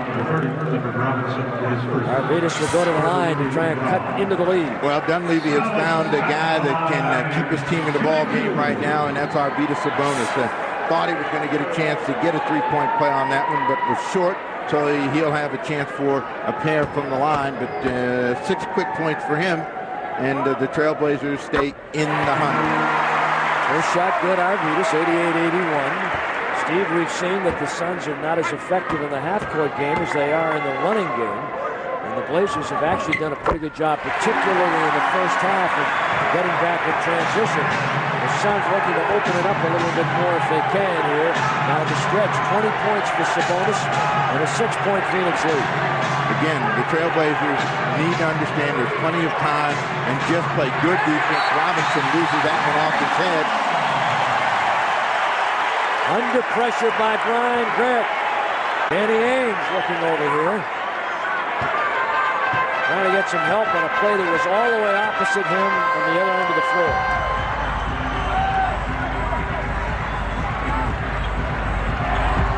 Kenny to Brian Grant, foul on the way in. And he'll try and break a string of 8 straight points scored by Arvidas Sabonis. 88-82, Trailblazers trailing by 6. Trailblazers have used an open side to create some offensive energy for themselves. The defense reacts to Kenny Anderson, and it's Brian Grant going to the line. Blazers right there with the elite of the NBA. The Lakers won in double overtime, and Atlanta kept their string alive. They're now 9-0. Dan Rico is looking awfully good tonight. Gets them both. 4-point game. Brian Grant with 23.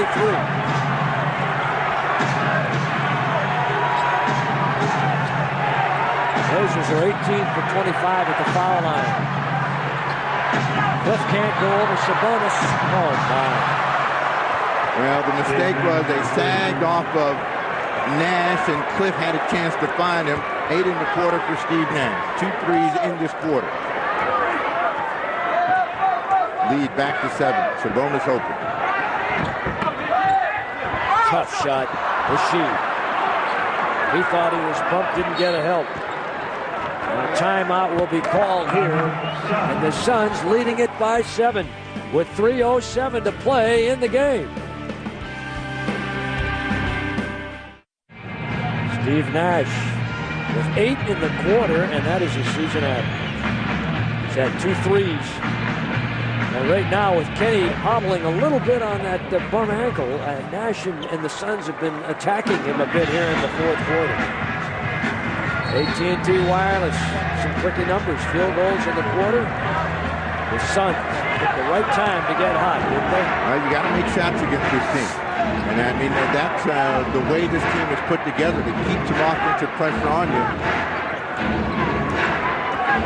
Nash looking for the open man. There's Cliff. Weak side, John Williams. He's another one. He's had 6 in the quarter. Guy is older than black thread and water. He's been around the league 12 years from Tulane. And all of his career, mostly in Cleveland. Steal by Cliff. Nash to Cliff. And Kenny ties him up and then prevents him from going headlong into the crowd. 9-point Phoenix lead, 2:31 to play. Blazers win 3 out of the 4 meetings last year. Suns won the last game here. 111-108 back on February 11th, the last time the Suns were in Portland.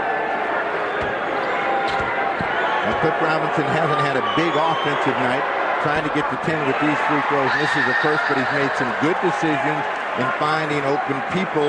A strong ball game against the Milwaukee Bucks, and he had a double there. He was the leading scorer for the Suns against Milwaukee. Missed them both. 9-point game, time to get it going right now. 2:29 remaining. And the Suns get back so the Blazers can't run. What you need to do now is take the first score available. You don't want to just become 3-point shot happy. That ball has not gone in with any kind of consistency for the Trailblazers. Ryder. And fouled on the play. Cliff and Kidd were both there, and it's going to be Cliff Robinson. And the Suns switching on everything, it seems, rotating up to the ball or rotating to the ball. Been successful doing so with it in the second half.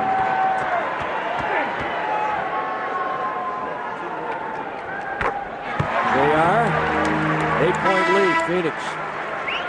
93-85 with 2:09 remaining. First score in the fourth for Ryder. Here comes Rex Chapman. The idea with Rex was to try and get him to shoot quickly. And he was shooting quickly and scoring. Now John Williams with 6 big points was a killer. He went out, and Chapman comes in, so they go a little smaller now.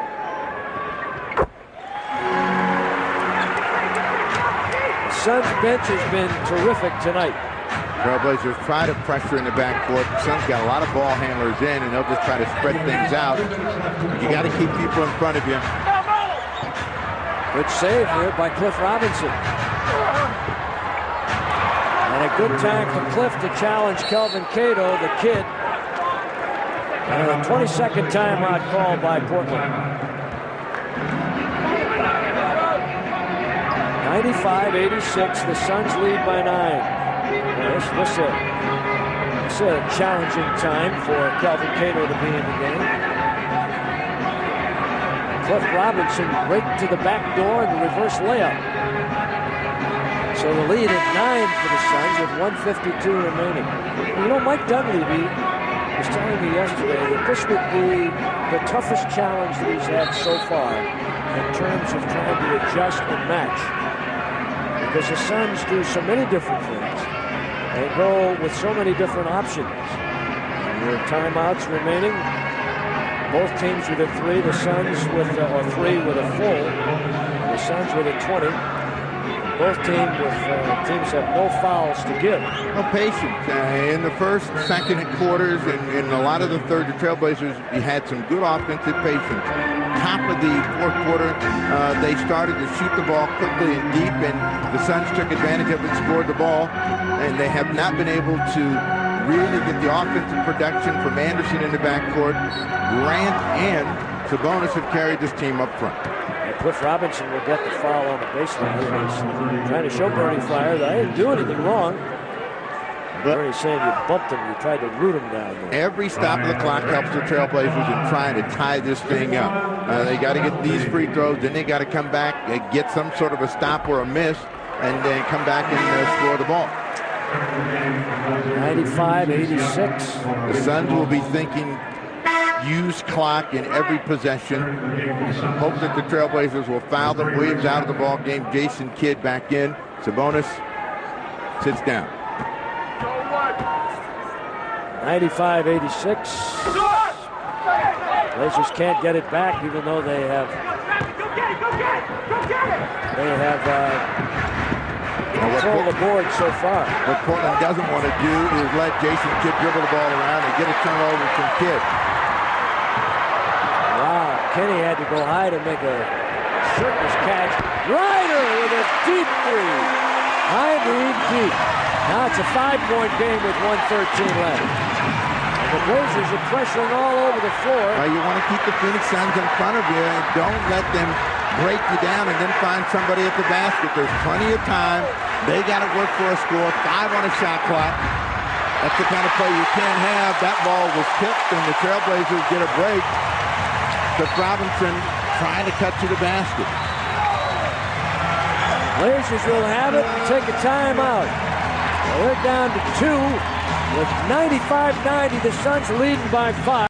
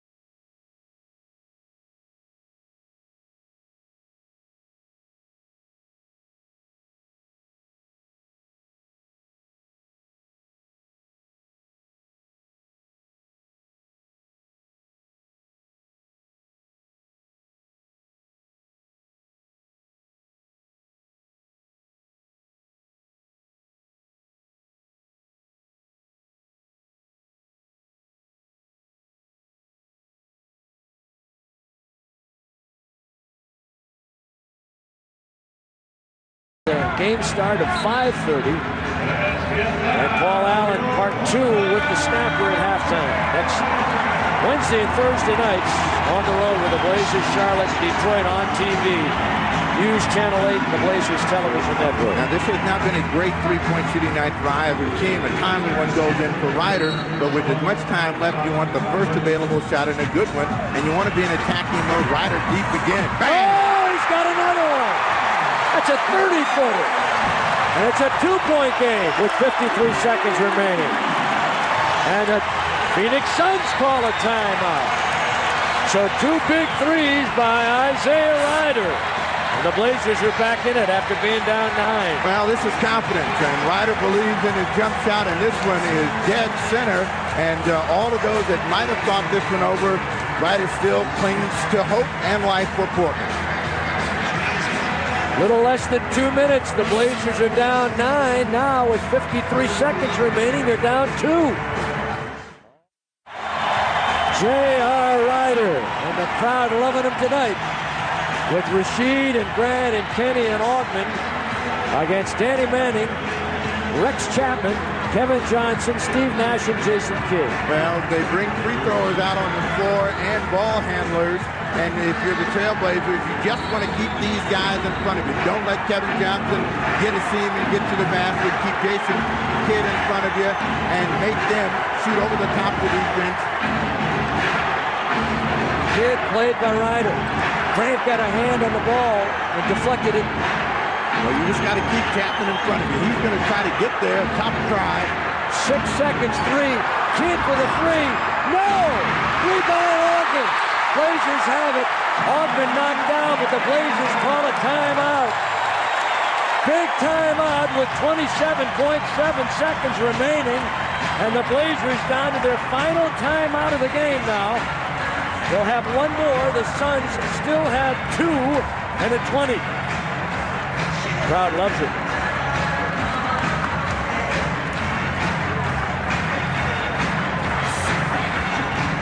Chapman trying to find the seam, gets himself in a bad position and has to bail out with a pass. Jason Kidd can only hit one of these today, takes a deep shot, and that gives Augman a chance to make the save. Kevin Johnson running up his back, but the timeout had been called early. The crowd is into this baby, and so is J.R. Ryder. Well, Ryder has been the savior with an excellent deep shooting night for him with 2 huge bombs here late. That makes him a threat from the outside that may open up the middle for Sabonis or Grant, who have been cooking inside. All 3 of those players at 20 points or better. Most important thing right now for the Trailblazers, inbound the ball, and then make sure you make a good decision as to where you want to attack. 1 timeout remaining, and the Blazers checking out what the Suns are doing, and the Suns checking out what the Blazers are doing. And they get that delay over there. Always get Sabonis peeling toward the basket, trying to go to Sabonis against Hot Rod Williams. 20 seconds remaining. They give it to the Phoenix Suns. Wait a minute. The one official, Greg Willard, at midcourt said Phoenix. Bernie Fryer, the other official, had a differing opinion. What Fryer is going to try to say is that there was a foul, and rather than call a foul, they're going to give Portland back the ball. Well, the Blazers get it back, but with 13 seconds remaining on the shot clock. Now you watch right there, Hot Rod Williams trying to come through Sabonis, swats at the ball, gets a piece of it. Rasheed to Kenny. 13 on the clock, now down to 11. Trying to go to Sabonis. They don't have a lot of time. Arvidas, no! And knocked away and out of bounds to the Phoenix Suns.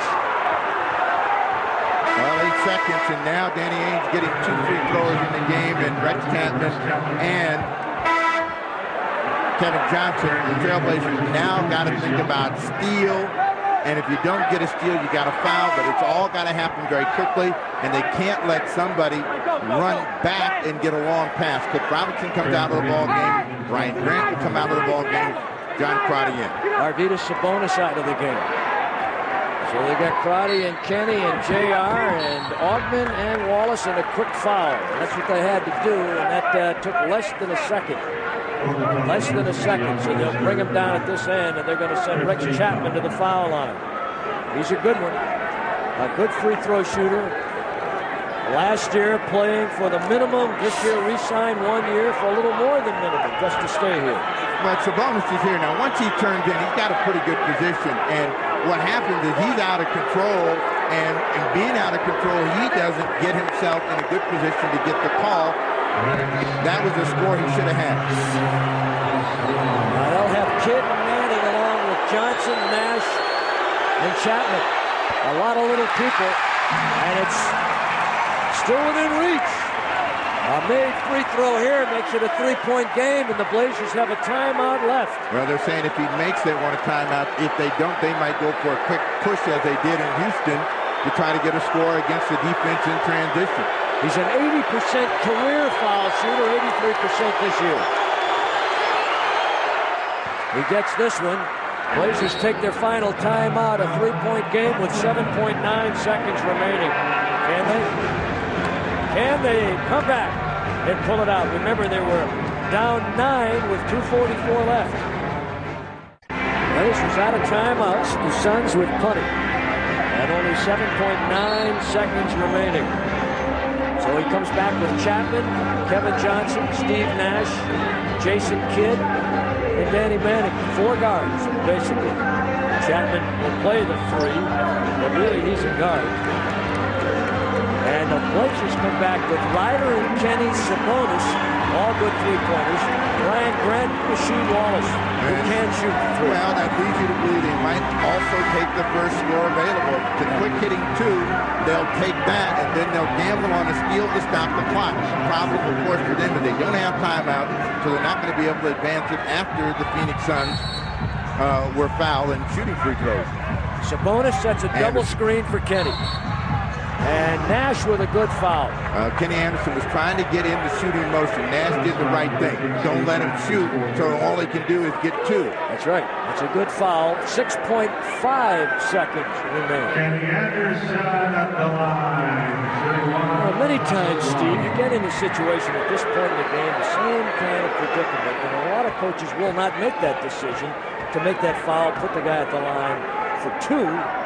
When you've got a 3-point lead. Okay. Well, the liability is that 1, they're afraid they won't be able to make the free throws. 2, the guy will end up getting a 4-point play. But you're better playing for possession, and that's what the Phoenix Suns are playing for right now. They want the ball. They will hold it. They're going to force the Trailblazers to foul them. Danny Ainge has got timeouts to burn if he has to. Blazers will take a quick foul on the inbound if Kenny makes this free throw. What you'd like is to be able to make a steal, but they're going to take a timeout.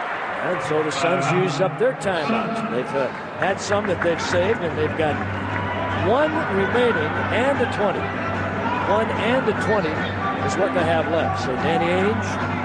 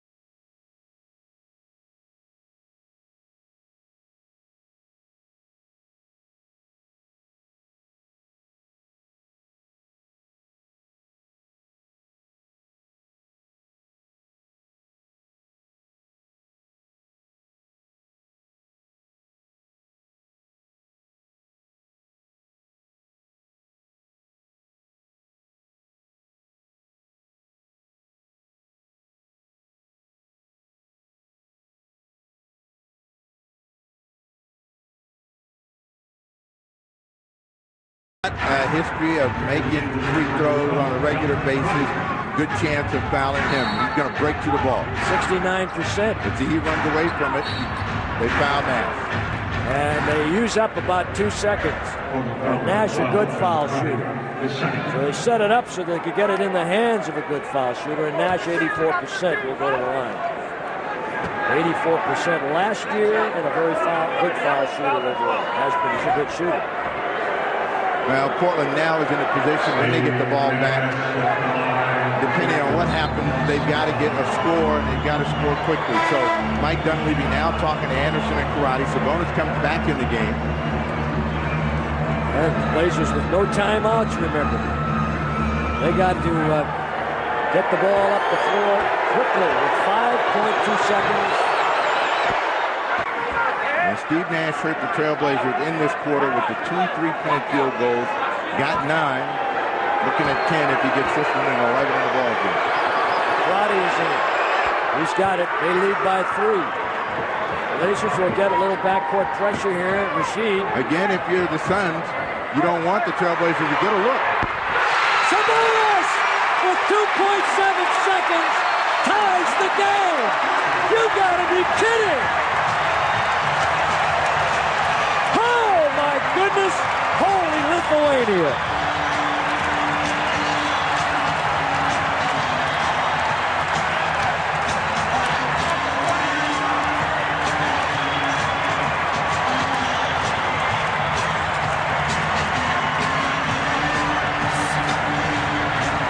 Well, this team has no quitting. Sabonis catches that one, gets both of his feet behind the line, and gets a leaner to go in. So from being dead in the water, they're still life. But how about the pass by Rasheed?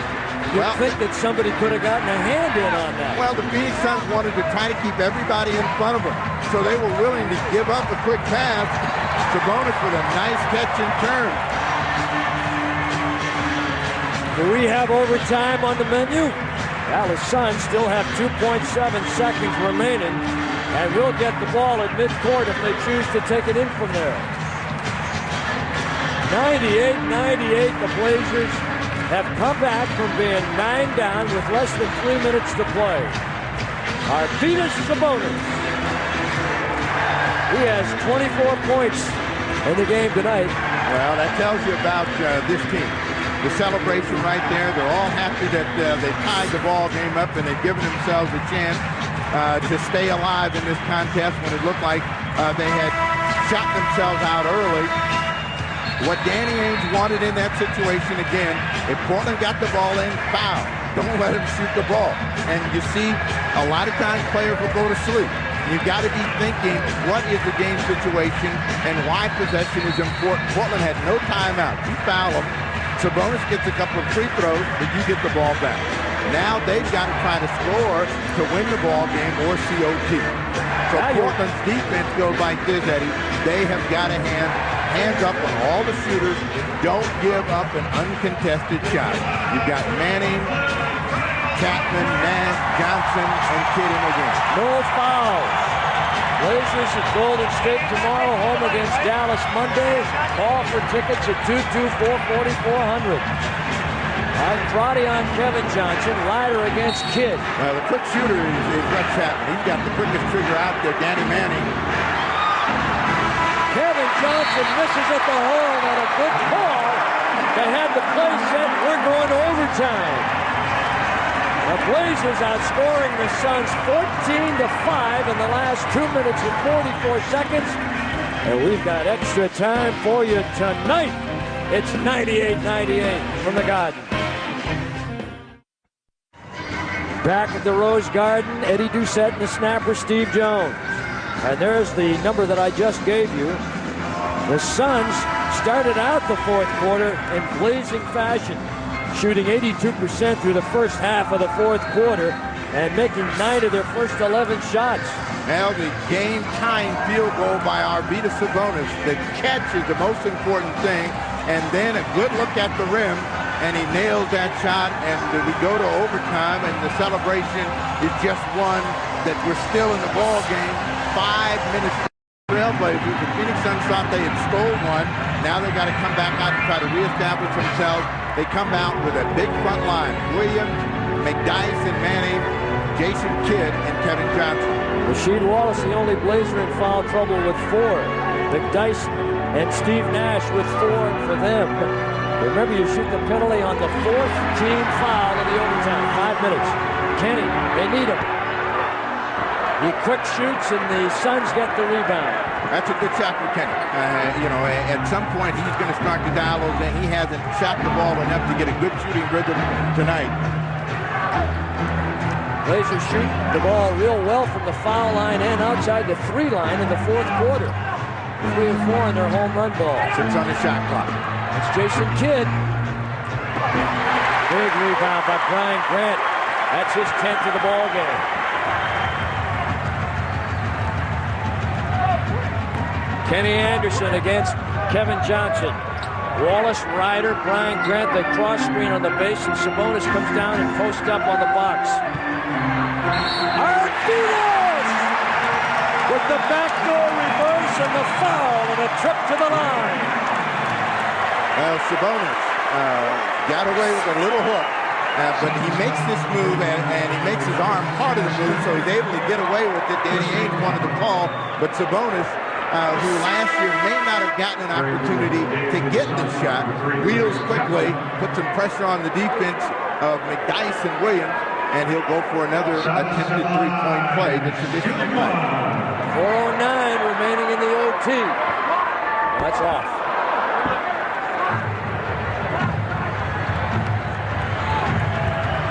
And Kidd brings it over with Manning and McDyess. Kevin Johnson and Rex Chapman. He pops off the top. They got a screen by McDyess. Chapman deep. Blazers on the boards. Kenny Anderson falling down. The Lilliputian in the land of the Giants pull one down. Well, Chapman saw nobody to guard him. He pulled the trigger. He's a very dangerous guy. He can miss those and suddenly make him remember the Hail Mary he made against Seattle in the playoffs. Ryder back to Sabonis.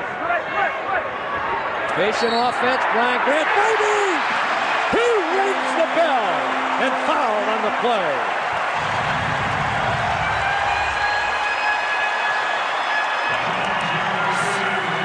No jump shot this time as the Trailblazers trying to use their strength inside.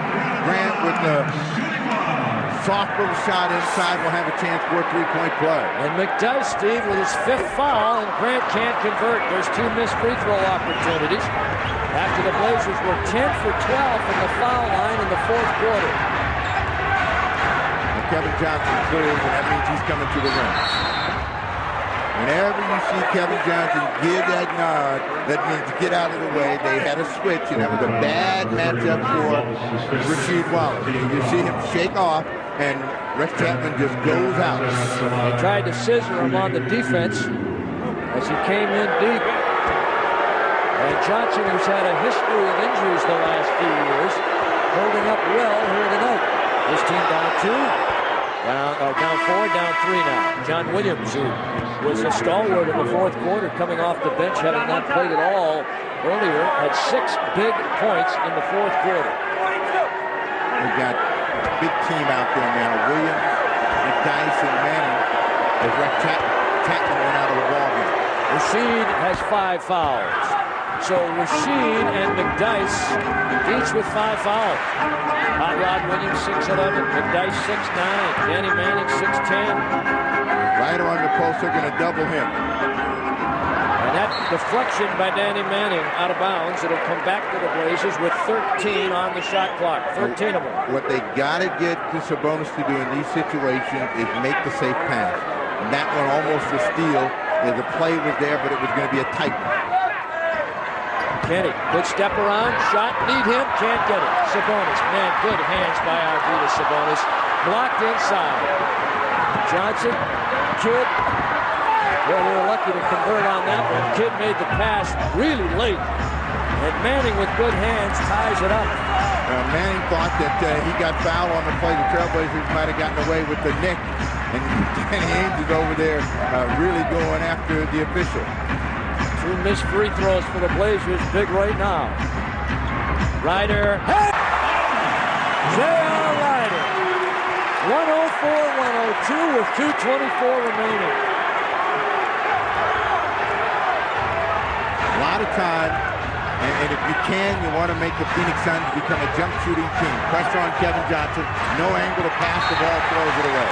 Brian Grant with outstanding defense, fronting Manning on the base, and Manning tried to go backdoor, was screened and couldn't see in the 15th Phoenix turnover of the night. 104. From where Kevin Johnson was, that was a tough angle, but he was thinking shot clock coming down, he'll take a chance at it. Kenny on KJ. Looking for Sabonis. And again, Rasheed missing. Rasheed, a tough night from the floor, 5 for 18.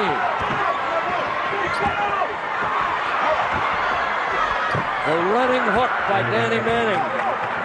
And we're tied again. When you come back to Sabonis like that, if you're Wallace, knowing that you're not stroking it from the outside, try to dive down the lane and let Sabonis have a chance at finding. He steps in. Sink off of Manning, Ryder shot will be off. Rasheed taps it free, and here comes Johnson with Kidd on the left wing. Knocked away by Kenny. Rasheed will make that Sabonis to Kenny. And Kenny slaloms free and goes to Sabonis. Back to Ryder. Back door. And they say it was out of bounds. Well, Bernie Pryor pointed toward the Phoenix Suns end, but the Trailblazers will get it back as Jason Kidd, I think, was out of bounds. So you got 15. Dunleavy's asking for a new clock. He's supposed to get one here. And he gets it. And he does. You watch Ryder on the drive. And the Blazers will get 24 seconds and Rasheed to inbound. Arvydas and Grant stacked tall timber on the left side of the lane. Now they're having a discussion. We'll find out whether they're going to get the repossession. And Haynes' question. Kenny out between the rings and Ryder on the ball. Now they go back to the left side to JR. Well, again, I think that the defense has to react to Sabonis, and you want to make sure you use him whenever you can. Ryder trying to squeeze it off. And he does for 27 points tonight and a 106-104 lead. J.R. Ryder with the last 4 points for the Blazers. KJ on Kenny. Jason Kidd. Ryder stays with him. Back to an open KJ. It's off. Arvydas Sabonis. And we're under a minute in a 2-point Blazer lead, and Arvydas with 9 rebounds to go along with his 25 points tonight. Well, the Trailblazers with 35 in the game, 12 on the shot clock, will work to Sabonis. This is where you want people cutting to the basket. He threw it away. He said he was hacked on the arm, but they haven't. Manning and Rasheed is going to get the 6th foul of the game. Look out, don't get a technical. He's out. Well, Bernie Pryor just asked him, do you want a technical? Just move out. So, I mean, Dunleavy's got to get him out of the game. Wallace doesn't want to leave. But that was a good foul. In that situation where Manning has a chance to get a rebound, to get a layup, you want to make sure that you make every effort to get a body on him, make it a tough shot. Manning, not a great free thrower, steps to the line, then walks away. Manning 73% career.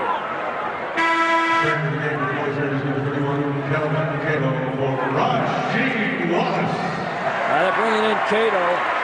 It's a tough spot for a rookie. He's got a lot of pressure on him here. He's got to think. He's got to be intelligent. The only thing he's got to do is get a miss. If he can get a rebound on a miss, he will have done his job. Then they don't want him in the play. Just send him down the other end.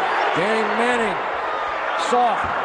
You shoot it and it's soft and you got a chance. And he's within one of tying with 24.7 seconds remaining. That was more tight than tough. He got a fortunate bounce that time. He's 4 or 5 from the line tonight. Chance to tie. Manning with 3 points in the overtime.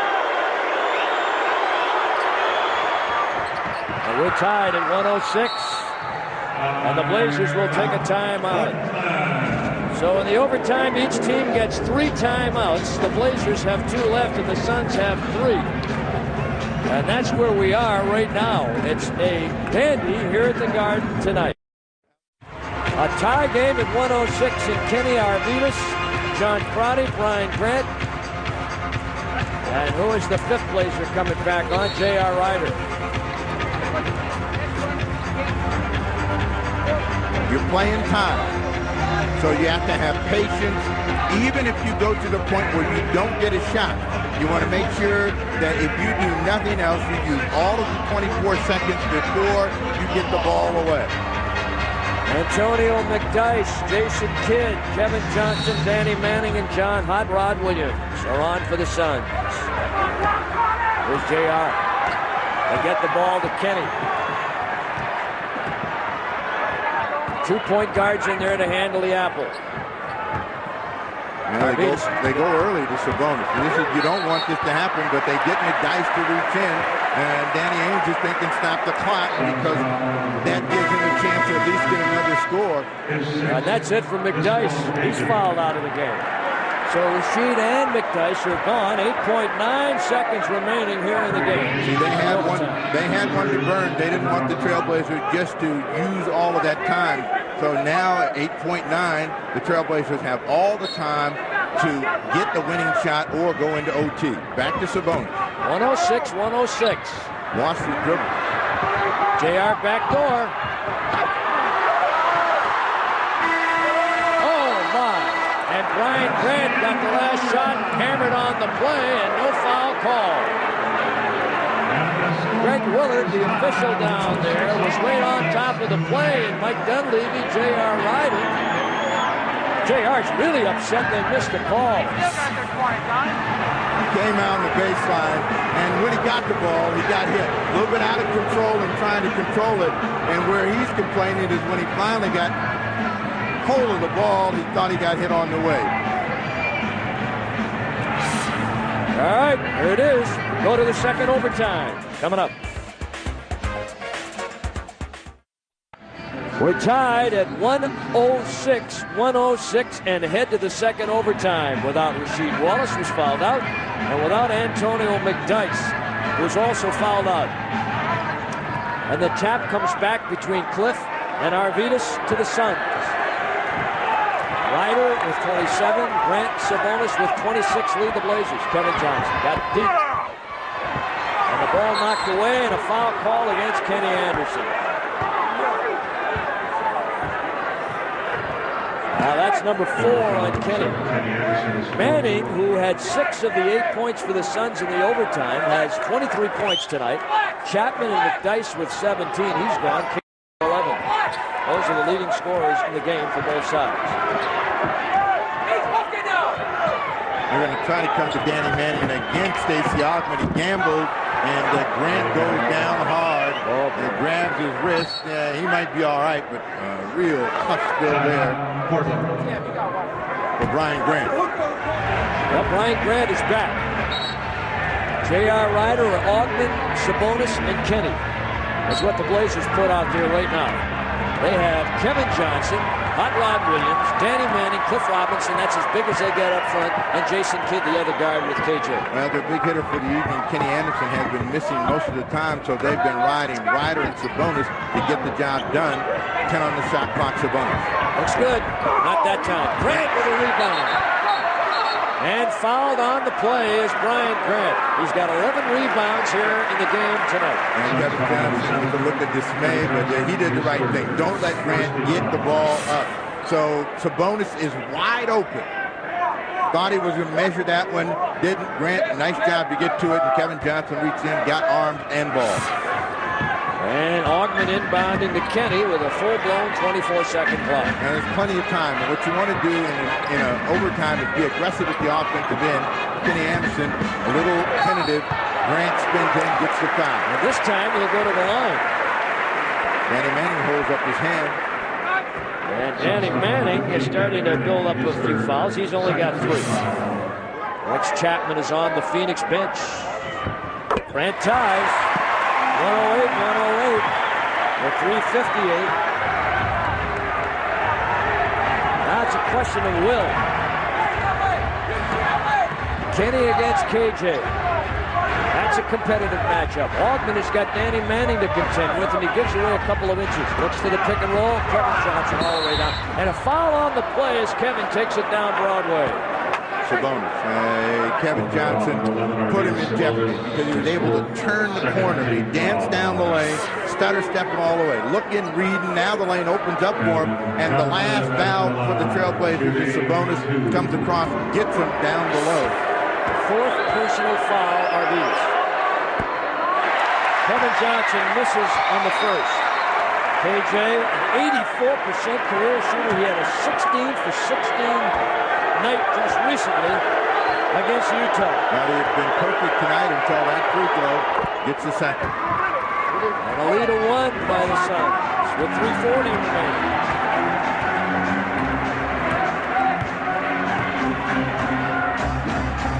I always like to see overtimes played in a very quick and aggressive fashion, and teams generally slow it down. So one is fighting for position.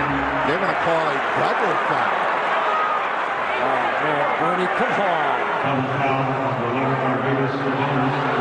That's number 5 on Sabonis.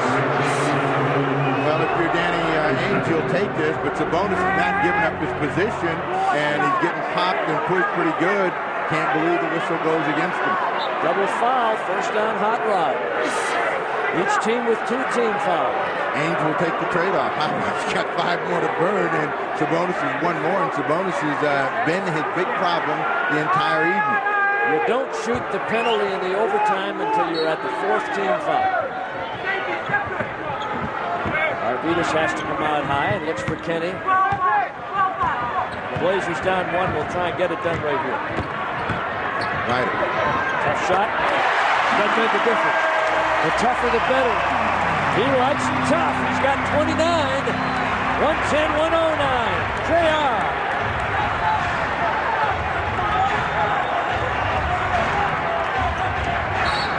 Oh, boy. And here's a foul they're going to call on Kenny Anderson as they got leg whipped. They got their legs tied up. You know, I heard a player from yesteryear, talking about the difference in the league these days not being as physical as it used to be. Well, the officials don't let it get that way anymore. Cutter screen. What Ogman's got to do is stay in front of Danny Manning. Don't gamble. Cook Robinson flips that one in, and that was a tough handle for him. He barely had control of the ball. Gets that one to go in. Suns on top by 1. Looked like he was mashing grapes when he was coming down that lane that time. Took a few extra little toe steps. 111-110.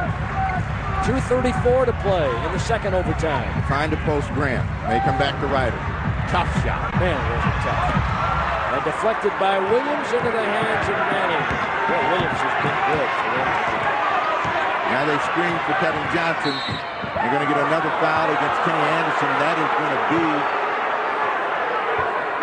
it for Kenny Anderson. That's number 6 for Kenny. So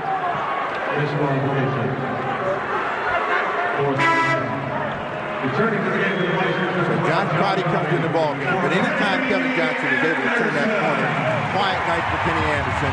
I'm sure he's disappointed he's not going to be around for the finish. And Danny Ainge just saying, what about my free throw? Kenny with 7 points for the night. 14th foul against the Trailblazers. Penalty in, 4th team foul, as I mentioned to you. In the overtime, you go to the line, unlike the regular quarters where you have to wait until the 5th team foul. Missed again. Wow. This is very unusual for Kevin Johnson. So Dunleavy, if the Suns make, he wants a timeout. And a 2-point Suns lead at 112-110. Kevin Johnson missing 2 of 4 free throws attempted here in the second overtime. Now both coaches will say free throws hurt them in cramps when they needed the first or second overtime. Portland got misses on 3-point attempts from Sabonis and Brian Grant inbounding the ball against pressure. And John Crotty will bring it up. Kevin Johnson, Kidd, Manning, Williams, and Cliff on their front line. Again, the quicker you move the ball, the easier it is to get a score. The defense won't be able to get set. 10 on the shot clock, and Ogden stops the clock and is thinking about trying to find Sabonis. Now he's got to go. Oh, nice pass to Sabonis by Ogden, who looked like he was going to take the shot. So at 1:54 remaining, the Suns, tying up the play with the ball in Ogden's hands, almost got the ball back. Well, they cut him off, and what helped the Trailblazers was Cliff Robinson was coming to help Danny Manning. That allowed Sabonis to get inside. First one, no good. Sabonis knew it as soon as he let it go. Jason Kidd looking at him as Arvidas was talking a little Lithuanian there. He understands that, though, your man. Mr. Mbow. Sheds the mouthpiece. Can't get that one. It's all the way up. They won't be returning that one to the big fella. Oh, KJ working on Crotty. What a shot by Kevin Johnson. 4-point lead, 114-110, 140 remaining. A lot of time. You know, I think that the Trailblazers are playing like there isn't a lot of time, and they've got to loosen up a little bit right here. Be aggressive at the offensive end. Ryder, tough shot. Another tough shot. And he claps in the direction of the official, Greg Willard. Willard didn't see it, which is good for Ryder. They don't want to do anything to show up the officials. Ryder coming hard, little show and tell, pulls it in, pulls it back out, and then hoists it up. Amidst the swooshes and whooshes, Ryder at the line makes the first. Boy, that shot by Kevin Johnson, Steve. That's as tough as they get. Yeah, but that's what good offensive players do. They make the tough ones. Ryder with 30 points in the game. The Blazers have missed 3 of their last 4 free throws attempted. Here come the Suns up by 3. Still again, a lot of times, now you want to stop, you want it. And what they've got to do is make sure that Stacey Ogden gets them help. Trying to front, but not really in front, and Kevin Johnson with the ball. He wants to try Crotty on here. or on the shot clock. All right, John Williams with a great move back door, and the Blazers can't save the ball from going out of bounds. I call a loose ball foul. They get saved. They get a save there. Wow. Mentally in. Loose ball foul on the Suns, who lead by 3. And that is on Manning, who's got 4. Well, the ball is tipped by Manning, and then Manning comes over the top. The whistle is late, but it's a good call. Manning was hoping that they were going to get the ball back. Arvydas Sabonis at the line, a career high in the NBA for minutes, 44 tonight. And he doesn't want the same result he had last time. So he really sets himself and measures, gets good rhythm, using his legs that time. Nothing but net. 2-point ball game, 59.2 seconds remaining. Suns on top. Got him both. So those missed free throws become pretty big right now. It's 114, 112. Plenty of time. Again, plenty of time. The shot clock at 12:45 on the game clock. Wow, Manning had fallen down, and the ball just popped up to Stacey Augmon, and he couldn't control it. And the Suns, with 8 seconds remaining on the shot clock, will take the time out. There are 42.5 seconds remaining in the second overtime. Wallace fouls out of the game, but he had 45 minutes before he went down. As Kenny Anderson had a big game minutes-wise, 47 of them. There's a guy that loves his Blazers. Oh, yeah. I think Mike Dunleavy is thinking, one, this is a more important game. We win this game tonight. We take a lot of confidence down there. I can try to spot people minutes. The Golden State Warriors are struggling right now. Certainly they could have one of those bust-out games, but you take your chances with a team that's in turmoil and disarray, that they're not going to play a real hard, top-notch game for 48 minutes. You might be able to go down there and use your people correctly, still get a win. This is the game right now that Dunleavy wants. He's not going to worry about tomorrow until this one's over. Steve, a big turnaround by the Suns here from the second half on the boards. They were trailing the Blazers by 6 rebounds at the half, but they are now leading the Blazers by 2 on the boards for the game, and AT&T Wireless will tell us again in the overtime, the defenses get a little tighter, and the Blazers 36%, the Suns 45% from the floor. All right. Phoenix will get it with 8 seconds on the shot clock. Kidd looks for Chapman, who's in the game. Steal Crowdy, and foul back here by Danny Manning.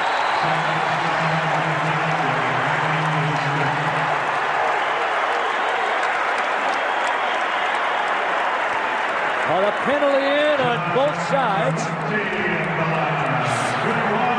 They inbound the ball, and Kevin Johnson had it knocked away, and Danny Manning misses.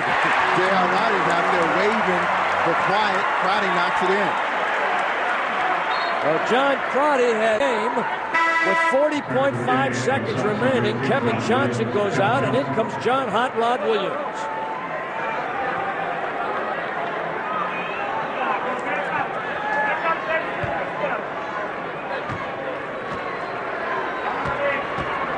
John Crowdy, a perfect 15 for 15 from the foul line for the season, and he doesn't miss these 2. Well, Crowdy and the Blazers with a 1-point lead and 40.5 seconds remaining in the second overtime.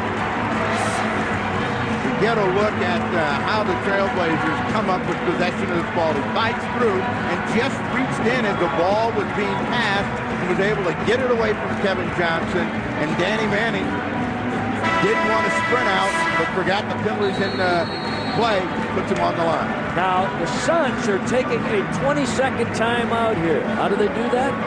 Well, you get 120 per half, or if in the second half you don't use your 20 during regulation and it goes to overtime, you can carry it over there. And that's what the Suns are doing. 115, 114. The Phoenix Suns trailing by 1, trying to come up with something. 2-2-4, 4,400. Blazer tickets for that game against Dallas and other games at all the locations you're seeing on the crawl right now. And the first 10,000 will receive a free Jermaine O'Neal full-color poster on Monday. That's when the Dallas Mavericks are here. 1:15, 1:14, the Phoenix Suns with the ball and trailing by 1. All right, Kevin Johnson back in the ball game as they go back to their small lineup with Danny Manning and Cliff Robinson. They need a stop here, the Blazers. Again, what you want to do is make them take a tough shot. Block off. What a block by Augmon on Chapman's runner in the lane. And now you're down at 24, and they're going to try and get the ball, and here's the foul. Hammered that time. Kevin Johnson coming in late. And they grilled cheese John Crotty.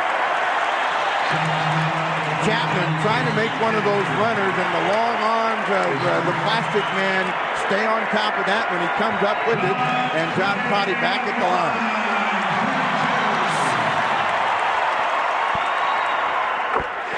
John Crotty paying dividends. Kevin Johnson down. What Danny Ainge is looking at is a timeout. A 2-point Blazer lead with 19.1 seconds remaining.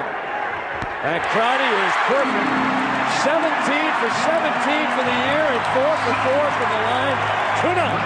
John Crotty. He's got 7 points in the game. You know, you make me want to shout. That's the cry here at the Garden.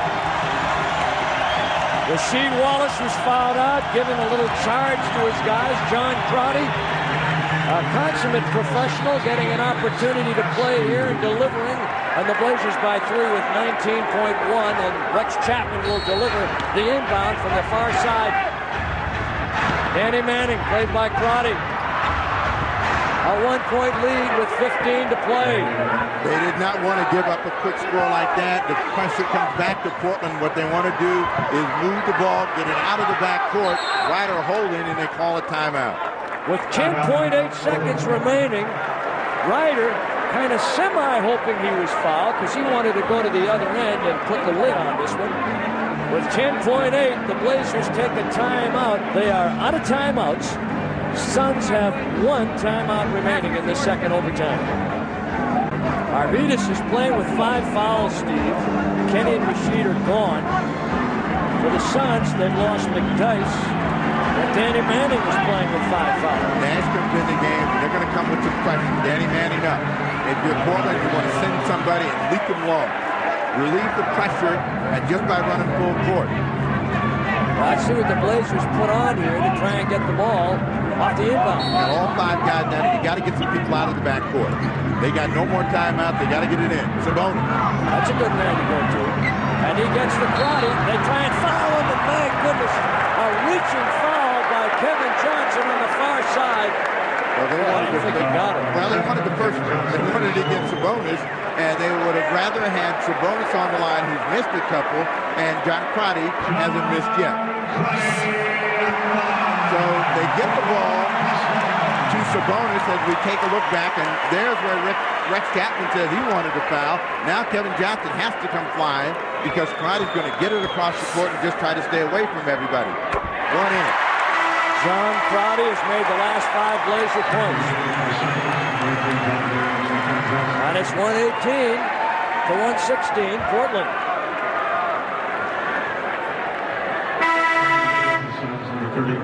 Depending on who's shooting the free throw, that tells you exactly how difficult they are. For a guy that's on a string like Crotty, feeling very confident, he's relishing the situation. Ryder, who's made a lot of tough shots tonight, he may be the same. Sabonis, he's angry at himself. He might want to go back there one more time, but Crotty's getting it done for him. And John Crotty has made 6 straight free throws.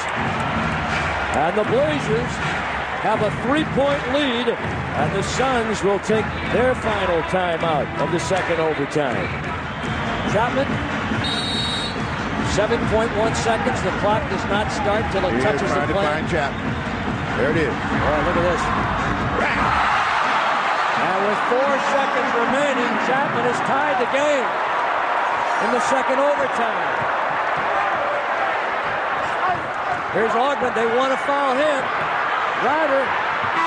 Oh, my. With Vincent Askew in the game for the first time. We're going to a third overtime. What Chapman does better than probably any other player in the NBA is make off-balance shots from difficult positions from deep out on the floor. And I'm sure that the Suns see him do it in practice all the time. They were only thinking about one guy getting the shot away. Chapman did it. Sabonis. This is a part of the game that when you go to the third overtime, you don't think about being tight.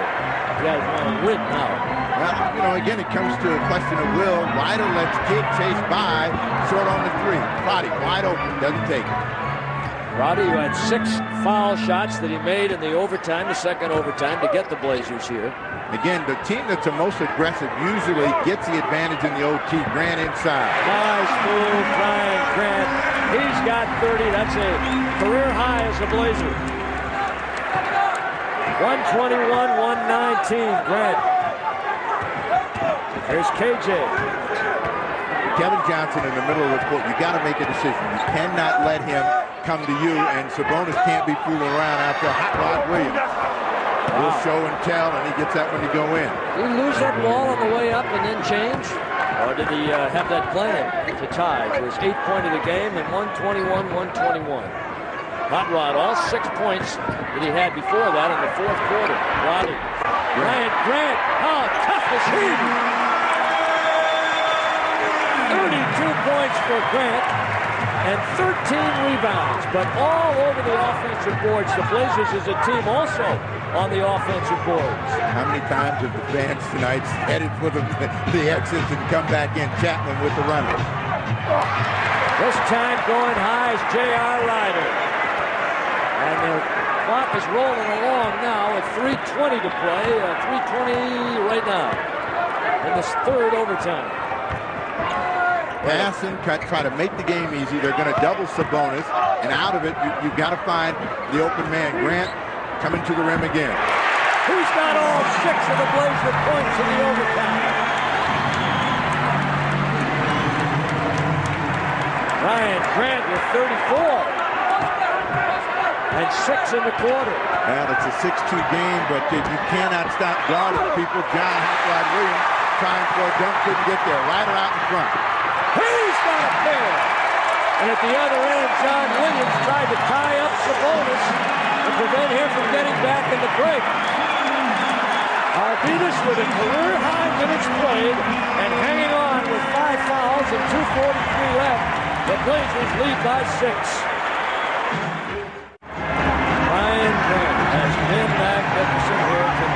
Cato in the ball game. Going to give Sabonis a quick breather right here. Doesn't leave me feeling that we can take a chance. We can tell you right now, no, Cato is going to come out. Vincent Askew is going to get in. A 6-point advantage. And again, what they want is to make the Suns use some time in this possession and shoot the ball over the top of the defense. Kevin Johnson going to Kidd. There's Chapman. He's the 3-killer on another. And they're back to within 3. Oh, my goodness. This guy is uncanny. There's Crotty. The Blazers will take a timeout. And they'll huddle around their coach, Ryan Grant, with a new career high. 127 to 124. The Trailblazers with a 3-point lead. Sabonis, a career high on minutes. His legs will be talking to him tonight. Ryan Grant, banged up wrist and elbow. John Crotty, Augmon, and Ryder, who has been just magnificent. Chapman, Cliff Robinson, Kevin Johnson. Again, use the threat of Sabonis inside. Try to get him a good post position and then cut off for him. Boy, Sabonis with that good brush screen and getting the ball back to Crotty. Nice job. Here's Crotty, open for 3. That's all. And they've got it. 2 minutes, and the Blazers clinging to a 3-pointer. Danny Manning on top with 5 fouls on Augmon. Augmon poke checks away. He's got it and gives it to Ryder. Good shot for Ryder, but he couldn't get it to go. Ball loose. On the end line, back to Portland. Danny Manning couldn't, or was it Cliff Robinson? Robinson. Ryder just caught a cramp trying to rub it out. Well, I tell you, Stacey Augmon has made he's made 2 good steals again here tonight. Well, Augmon thought he had control of it, couldn't get it, dives on it. Cliff Robinson dove on it, but in the process slid out of bounds. And 1:41 remaining in the third overtime. 1:41 in the third overtime. Now, Kevin Johnson knows that Crotty's not going to blow by him, so he's going to try to keep him in front of him. Ryder with a jumper. Short there. And Brian Grant with another rebound, number 14. Grant with 13 rebounds. Now they come to Grant this time, inside out. Ryder look at a 3. A little early on that, maybe? He's wide open. It was a good shot. I mean, he might be a little tired now. As I said before, in his last shot, he got a cramp and his leg might be giving way. Cliff for 3. And that's what he did so often as a Blazer, and they have tied the score again. Cliff Robinson. Back-to-back threes by Rex and Cliff. And we're tied under a minute in the third overtime. The clear side for Ryder. Ryder on Rex. Bumped and bang, leaped and leaned. Can't get it to go. Grant Sabonis! Arvydas Sabonis with 29 points. As Brian Grant kept it alive. Now, Danny Ainge is telling his team to go. That means you got to get back and keep somebody in front of you. Kevin Johnson to the rim and a foul. Either Stacey Augmon or John Crotty. But the Trailblazers had a foul to give, so that's not going to hurt them. Yeah, they had a foul to give, and so did the Suns. You might keep that in mind. In case you're joining us a little bit later, weren't listening, we told you before, you don't shoot the penalty until the third or the fourth team foul in the overtime. And the Blazers had a foul to give, and the Suns still have one. Well, in the last 2 minutes of play, Eddie, so... no, they don't know. They call a timeout. Timeout. 32.5 seconds remaining in the third overtime. 129-127, the Portland Trailblazers. Blazers have no fouls to give. In the last 2 minutes of play. That's right. So the Suns will have 1 foul to give. What's important right now is that the Trailblazers make the shot come over the top of the defense. You've got Robinson, who hit a 3. You'd like him to be in a position to try to take a shot. Screen and 4, Rex Chapman, they get Danny Manning free. Nice play. See, that was sweet the way they ran that. We are tied, and the Blazers take a timeout. 27.8 seconds remaining. Got to call him a masseuse and have him on the team playing tomorrow. These guys are going to need one. All right, Sabonis and Augmon and Crotty and JR and Brian Grant for the Blazers. John Williams, Jason Kidd, Danny Manning, Kevin Johnson, and Clifford Robinson. Number 1 priority, inbound the ball. Grant is open.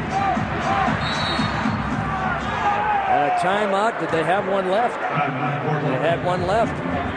Well, you got to work to get to the ball, and that time Crotty couldn't get there.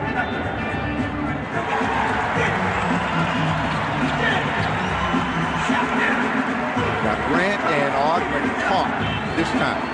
So they have an understanding of who's open and who's not. Sabonis is telling everybody, all right, do we know what we have here? Again, a little bit of confusion on the set. All right, somebody's got to pop free.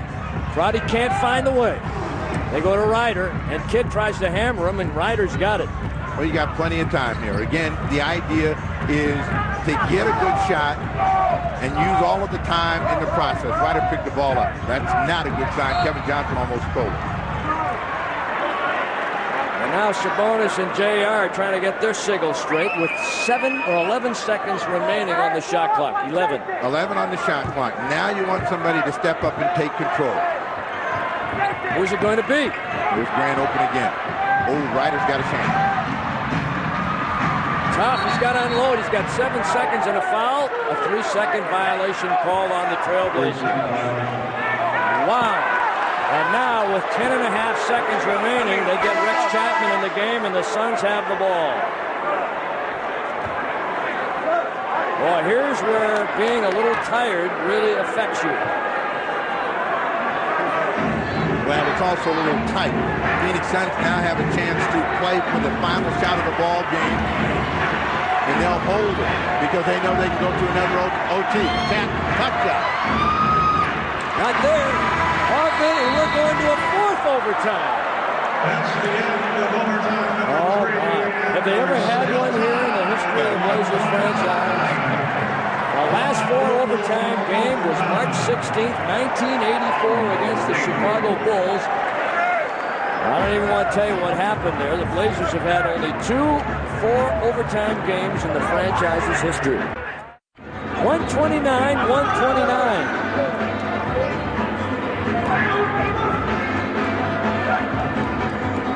And a tired group of Blazers: Brian Grant, Stacey Augmon, John Crotty, Arvydas Sabonis. Oh man, I'm looking at Arvydas and I'm thinking, man, those wheels, they were ready for the Smithsonian. Well, one thing, Eddie, Sabonis is not complaining about playing time. He's out there, he's competing, he's having a good time. A little upset, about some of the things that have transpired, but I think that he's in much better shape than we think he is. Chapman for 3. Oh, that's tough. This guy is too much. Rex Chapman. 132-129. Again, you got to be aggressive in the overtime. Portland started out the third overtime that way, built the 6-point advantage. Don't become tentative. Stay in an attacking mentality. Take the first shot that's available and don't think that every shot has to tie the game up. Sabonis trying to keep it alive. He's got 5 fouls, remember, and he is fouled turning around and trying to take it to the rack. Here's where a guy like Rex Chapman has an advantage. He's had a little break, but Ryder's played a lot of minutes, and those legs start to go, and when you don't have the legs, you don't get the 3. Right now, Ryder is Portland's, deep threat, and since, late in the closing moments of that third overtime, he caught a cramp. He might be feeling a little bit, so what he's got to try to do is maybe attack a little bit more, try to drive the ball to the basket. Well, I'm sure that a lot of the folks who have left are thinking twice about having left this game because we're still going. And Arvydas makes 2 to make it a 1-point Phoenix lead. Arvydas, 55 minutes, far and away surpasses his previous high on minutes. And that's it for him. Oh, I spoke too soon. 55 minutes, his previous career high was 41. He's done. Well, decision time here for Mike Dunleavy because, and again, this is what happens when you get a little tired. You stop moving your feet. You think you're going to reach. You're going to get away with something. And Sabonis fouls out with 31, and the crowd here are on their feet. That means the rookie, Kelvin Cato, will get the call. Kelvin Cato's coming in, and remember that Cato also has committed a few fouls. He's got 3. They tried to get Jason Kidd in, couldn't get him in time. But you got a 1-point game, 4 minutes to play, plenty of time. Going to Cliff Robinson. Block shot, Cato. Manning point blank puts it back. And it popped back to Danny Manning right there. Manning has been the saving grace in many situations for them in overtime and does it again. Gives them back a 3-point lead. He's got 31. Here's JR. He's deep, and he's settling for the deep ball. And Augmon high, puts it up and overlays. Cato with the tip once and twice and tipped it in. 134-133, Kelvin Cato with 4 points tonight. Cato's got a live body, so, he's got a lot of jacked in those. He'll be up and down the entire 3 minutes that are left to play. Johnson splits the defense. Manning with 5 fouls, and that ball almost went down, and the Blazer just sent Danny Manning to the line. Kevin Johnson's penetration and activity with the ball is hurting the Trailblazer defense right now. This is where you're talking about fatigue, people not moving. You watch Crotty get squeezed off on a screen. Now the lane is open. Johnson just picks his spot, finds Danny Manning. Their lead is 1. Manning at the line. He's got 31.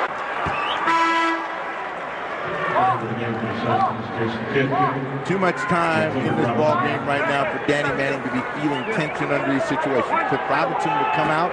Jason Kidd gets in. Manning with 40 minutes. He's a 6th man. He wants that 6th man award this year.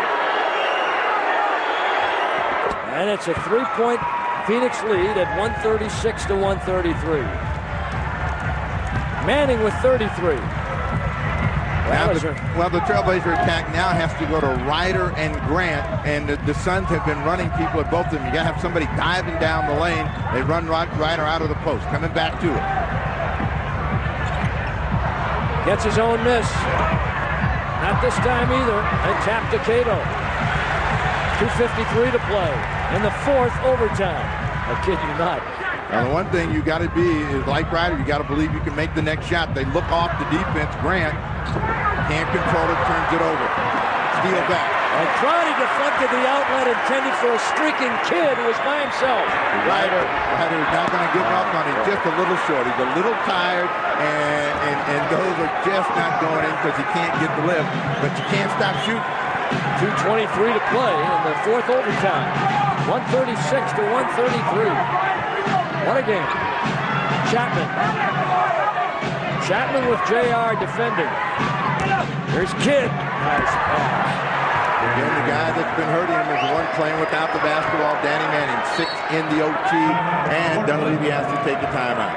And a 5-point Suns lead with 2:05 remaining in the fourth overtime. Playing without 3 of their regulars, the Blazers trying to crawl back in it here. Cliff Robinson comes back with Kidd, Kevin Johnson, Danny Manning, and John Williams. Well, you know what's amazing to me? Danny Manning, 2 major ACL surgeries, and playing like he never had a thing wrong with his legs. A lot of Danny's game has never really depended on his ability to get off the ground. Body. See, now the legs are a little bit tired, and now, of course, inside goes Ogden. And he's still got time. I mean, those are good shots. I mean, you know, Crotty is capable of making that shot. You've got to deliver it without even thinking about it. Danny Ainge over there saying, these guys are flopping on me. Are they? Crotty on the base off the inbound with 1:44 remaining. But if you're the Suns, you got to gamble that the non-scorers on a regular basis are not going to beat you. They come back to Grant. Tough pass right at JR's feet. That's a difficult one, even when you haven't played many minutes. Well, emotionally, the Trailblazers just cracked. Now they got to regain themselves. There's still time to win this game, and they feel like those last series of plays hurt them. Steal, Cato can't control. We'll go back to the Suns with 1:17, and they lead by 5. And remember, Blazers were down by 9 with a little over 2 minutes to play. Came back. And a timeout will be called here by the Phoenix Suns. Jason Kidd trying to inbound. Steal by Grant. Nicely done. You're in the game. Now you got to come back. Now, Crotty needs to get down the floor quickly. Don't take a lot of time, and then get into attacking attitude. Looking for Grant or Ryder. Give the defense a chance to set up by coming down slowly. Shot clock's down to 9, and Augmon forced to take the shot and hits. A 3-point lead by the Suns with 56 seconds to play in the fourth overtime. Now you're looking for a stop. Is there a miracle left here? Oh, there's plenty of time for a miracle. I mean, you got to give some help to Crotty off of Kevin Johnson. This is the guy that's been hurting him, Danny Manning. Not this time. They keep it alive, and Grant's got another rebound. That's his 17th. You got to go right now. See, the defense wasn't set. They had a chance to get to the rim. Now they're going to set up for Augmon against Rex Chapman. Ainge will take his chances on this play. And so they foul Augmon. That's the second team foul for the Phoenix Suns. Suns foul number 3, Rex Chapman is scored. And Augmon will go to the line. His team down by 3. They go to Augmon, and Rex Chapman is not going to let him get that one up in the air. They know he has a tough time with free throws, but that one's right in the center of the basket. Cliff Robinson back in the ball game, saying, who am I in for? Augmon with 32 minutes tonight. It's a 2-point game now.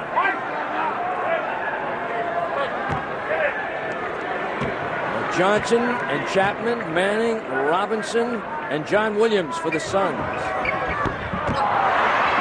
And Kevin Johnson comes all the way from the side and gets the long rebound. do that? 14 seconds left. Well, you want to foul. You don't want to foul him. I mean, when you've got John Hot Rod Williams out on the floor, fouls to give. You don't want to foul people that can make them. And quickly, Danny Ainge is going to get a shooter in the ball game, and Steve Nash going to take some people out that he thinks are liability. John Hot Rod Williams coming out of the ball game. So with the foul to give, it was a good foul. And the Blazers now and the Suns, no fouls to give with 14 seconds remaining. As Vincent Askew will come in, replacing Kelvin Cato. And the Suns will have to inbound side back. Now they'll send Chapman to the foul line with 11.2 seconds remaining, 80+% career. And Isaiah Ryder with only 2 fouls here tonight, and both within seconds of each other. 138, 136. Chapman, quite a story. Bumped around. A lot of teams said no. Came to the Suns. Had a resurgence, a renaissance in his career last year. Could have gone elsewhere. Re-signed for the Suns for 20% over the minimum, in hopes that maybe at the end of this year, when the Suns have all that free agent money available, they'll come up with something big for him. Well, he's found a place. He's found a system that he fits in. I mean, every place else has always been that Rex has been shot happy. Well, he is shot happy, but he's a very dangerous offensive player. We have seen all kinds of indications of that this evening. Chapman with 27 points, and the Suns will take a timeout. This is a Blazer timeout, excuse me. The Blazers with 1 remaining, and the Suns with 2, but we only have 11 seconds, 11.2 seconds.